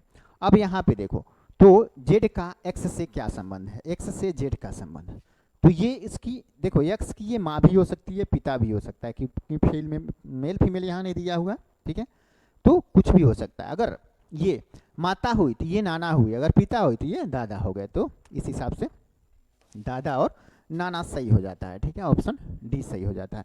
फिर आगे की बात कर लें हम लोग, तो 9 कर्मचारी क्या कर रहे हैं, तो इतना इतना एक सीधी रेखा में पूर्व की ओर मुख करके बैठे हैं। अब देखो सीधी हम मान लेंगे पूर्व यही है, हमने अपने तो सॉल्व करना है, तो मान के जिधर मानेंगे उसी हिसाब से मान लेंगे, ठीक है। तो देखो ओ एम के दाएं से तीसरे स्थान पे है, ओ को यहाँ पे रखते हैं, एम के दाएं से, तो एम को इधर रखेंगे, तीसरा स्थान है, यही कह रहा है, ओ एम के दाएं से तीसरे स्थान पे, ओ एम के दाएं से तीसरे स्थान पे, ये हो गया हमारा। आगे देखते हैं, के पी के बाएं से तीसरे स्थान पे, के पी अभी नहीं है तो यहाँ पे छोड़ देते हैं, ठीक है, अभी यहाँ पे छोड़ देते हैं। ये क्या हो गया है, ये अपने आप क्या हो रहा है, चलो ठीक है, के पी के बाएं से तीसरे स्थान पर है, यही है, यहाँ नहीं है तो अभी इसको रखने देते हैं। क्यू पी और एस के बीच में है, तो क्यू पी एस इसमें अभी नहीं है। एन एम के दाएं चौथा है, एन एम के दाएं चौथा है, ये अभी संतुष्ट हो रहा है, तो चौथा यहाँ पे आ जाएगा, हो जाएगा ना, 1 2 3 4 हो गया, ये भी हमारा संतुष्ट हो गया। आगे देख लेते हैं, पी एन के ठीक दाएं है, पी जो है एन के ठीक दाएं है, तो यहाँ पी हो जाएगा, ये भी संतुष्ट हो गया। अब लास्ट सॉल्व करने से पहले ये भी सब सॉल्व कर लेते हैं, आर ओ है इसमें है, तो आर ओ के बाएं चौथा है, आर जो है ओ के बाएं चौथा है, तो 1 2 3 4, तो यहाँ आर हो जाएगा, तो आर ओ के बाएं चौथा है, ये हो गया। बचा कौन कौन सा है, ये के पी के बाएं से तीसरे स्थान पे है, के जो है पी के बाएं से तीसरे स्थान पे, 1 2 3, तो के को यहाँ पे रख दिए, है ना, ये भी हो गया। अब ये बचा है, क्यू पी और एस के बीच में है, क्यू जो है P, Q Q Q P और एस के बीच में, यही दिया है ना, क्यू पी और एस के बीच में, तो पी और एस के बीच में क्यू है। टोटल कितने हैं, 9 कर्मचारी हो गए क्या, 1 2 3 4 5 6 7 8 9 हो गए। अब यही बचा हुआ है, इस पे यही खाली रिक्त स्थान है, तो इस पे कौन बैठ जाएगा, एल बैठ जाएगा, ठीक है, एल खाली जगह एक ही बचा है, इंसान भी एक ही बचा है, तो उसको वहाँ बैठा दिए। अब देखो निम्नलिखित में से कौन कथन सही नहीं है, तो सही नहीं है कौन देख लेते हैं, सही नहीं है यहाँ पूछा है, तो आर और एस कोनों पर बैठे हैं, आर और एस कोनों पे बैठे हैं, तो ये सही है, तो ये हमारा आंसर नहीं होगा। एल ओ के बाएं से तीसरे स्थान पे है, एल ओ के बाएं से तीसरे स्थान पे नहीं, दूसरे स्थान पे है, तो ये क्वेश्चन अब गलत है, तो एक तरह से हमारा सही ऑप्शन यही हो जाएगा। आगे भी जांच कर लेते हैं, क्यू क्यू जो है के दाएं चौथे स्थान पे है, क्यू के दाएं चौथे स्थान पे, तो है ये है 1 2 3 चौथे स्थान पे हो ही जा रहा है। अब ओ के और एन के बीच में है, ओ जो है के और एन के बीच में है, ये है, यानी गलत सिर्फ बी वाला ऑप्शन है बी वाला ऑप्शन है। आगे हम लोग देखते हैं इतना, ये भी इजी है, 1003 की राशि को ए बी सी में इतना इतना के अनुपात में बांटा जाना है, तो बी को ए से कितना अधिक मिला। अब देखो टोटल रुपया 1003 है, अभी इतना इतना रेशियो में बांटना है, तो इसको सबको जोड़ देंगे, 5 3 8 1 9, ठीक है, 2 2 4 1 5 इतना, और किसका अंतर पूछ रहा है, बी और ए का अंतर, तो बी और ए कितने का अंतर है भैया, तो 11 12 का अंतर है, ठीक है, 12 का। अब इसको सॉल्व करो, आंसर आ गया, कट पिट करेंगे तो यही आंसर आ जाएगा 204, कट करके देख लेना, ठीक है। आगे देखते हैं, उस विकल्प का चयन करें जो निम्नलिखित शब्दों की व्यवस्था को तार्किक और सार्थक क्रम में दर्शाता है, तार्किक और सार्थक क्रम में दर्शाता है। तो यहाँ पे देख लेते हैं। देखो यहाँ पे ना ऊंचाई जो है वो एक तरह से क्या किया है ना, ऊंचाई के आधार पे कम ऊंचाई से आगे की तरफ ले गया है अधिक ऊंचाई पे। तो सबसे अधिक ऊंचाई किसकी हो जाती है ना, तो ये इसकी ऊंचाई सबसे अधिक कंचनजंगा की 85-86 किलोमीटर है, सबसे अधिक 2 नंबर पे। ठीक है, सबसे कम जो है ना इसका हो जाता है, इसका ठीक है 77-42 हो जाता है, लगभग 45 से 42 मीटर इतना के आसपास। इसका हो जाता है 77 और समथिंग, उससे ज़्यादा है 54, लगभग 77-54 हो जाता है। ठीक है, और इसका 85 नंदा देवी का वही है 85 करके 85 या 84 85 52 के आसपास ऐसे कुछ है। ठीक है, तो ये दूसरे नंबर पे आ जाता है ऊंचाई में। ऊंचाई में पहले नंबर पे ये है, दूसरे नंबर पे ये है, तीसरे नंबर पे ये है और चौथे नंबर पे ये आ रहा है। लेकिन यहाँ पे कम ऊंचाई से आगे की तरफ बढ़ना है, तो कम ऊंचाई इसका हुआ तो 4 नंबर पर पहला हो जाता है। उसके बाद तीसरे नंबर पे जो है कौन है, तो कामेट है, यानी 1, फिर 3 कहाँ गया, यहाँ वाला 3 वाला नंदा देवी होगा। ठीक है, नंदा देवी, फिर 2 यानी कि कंचनजंगा। थोड़ा उल्टा पुल्टा हो गया, यही ऑप्शन सही हो जाएगा। ये सही लिखा हुआ है, ये 3 इस पे रहना चाहिए, ये इस पे रहना चाहिए, मतलब इधर उधर हो गया। तो सबसे ऊंचा ये है, उसके बाद ये है, फिर ओ है, फिर ये है। इस हिसाब से ऑप्शन ए हमारा सही हो जाएगा। विशाल और अदिति की वर्तमान आयु का योग क्या है, तो 105 है। अगर अदिति विशाल से 25 साल छोटी है, अदिति विशाल ये हो गया। ठीक है, दोनों का योग इतना है। अगर अदिति विशाल से 25 साल छोटी है तो इसमें से सीधे 25 माइनस कर देते हैं, तो बचा कितना, 80 को दोनों में बराबर बराबर मार देते हैं, 40-40। ठीक है, और जिसका ज़्यादा है 25 साल उसमें 25 जोड़ देंगे, तो इसका हो जाएगा 65 और इसका हो गया 40 साल, यही होगा 40 साल हो गया। ठीक है, ये 40 साल की है, ये 65 साल की है। अब क्या कर रहा है, तो प्रीतम यहाँ क्या कर, अदिति विशाल से 25 साल छोटी है, तो प्रीतम की वर्तमान उम्र जो अदिति से 7 साल बड़ा है वो पूछ रहा है। तो अदिति से 7 साल बड़ा है कौन, कहाँ गया, प्रीतम का ही उम्र पूछ रहा है, तो उसका कितना हो जाएगा, 47 साल। ठीक है, 47 क्या है, ऑप्शन सी में। ओके, विशाल और अदिति की वर्तमान आयु का योग 105 है। अगर अदिति विशाल से 25 साल छोटी है तो हो ही गया, 25 साल छोटी है यानी 40 साल के है, वो 65 साल का है। तो प्रीतम की वर्तमान उम्र क्या है, जो अदिति से 7 वर्ष बड़ा है, तो अदिति से 7 वर्ष बड़ा है यानी 47 साल का हो गया कौन, प्रीतम।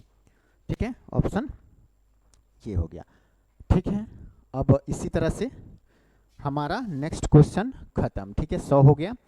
तो अभी इस वीडियो को यहीं रखते हैं। अगर आप लोगों को वीडियो अच्छा लगे तो लाइक ज़रूर कीजिए, लाइक से आपके लाइक से हमें मोटिवेशन मिलता है। मिलते हैं नए वीडियो में, तब तक के लिए सभी को बाय बाय।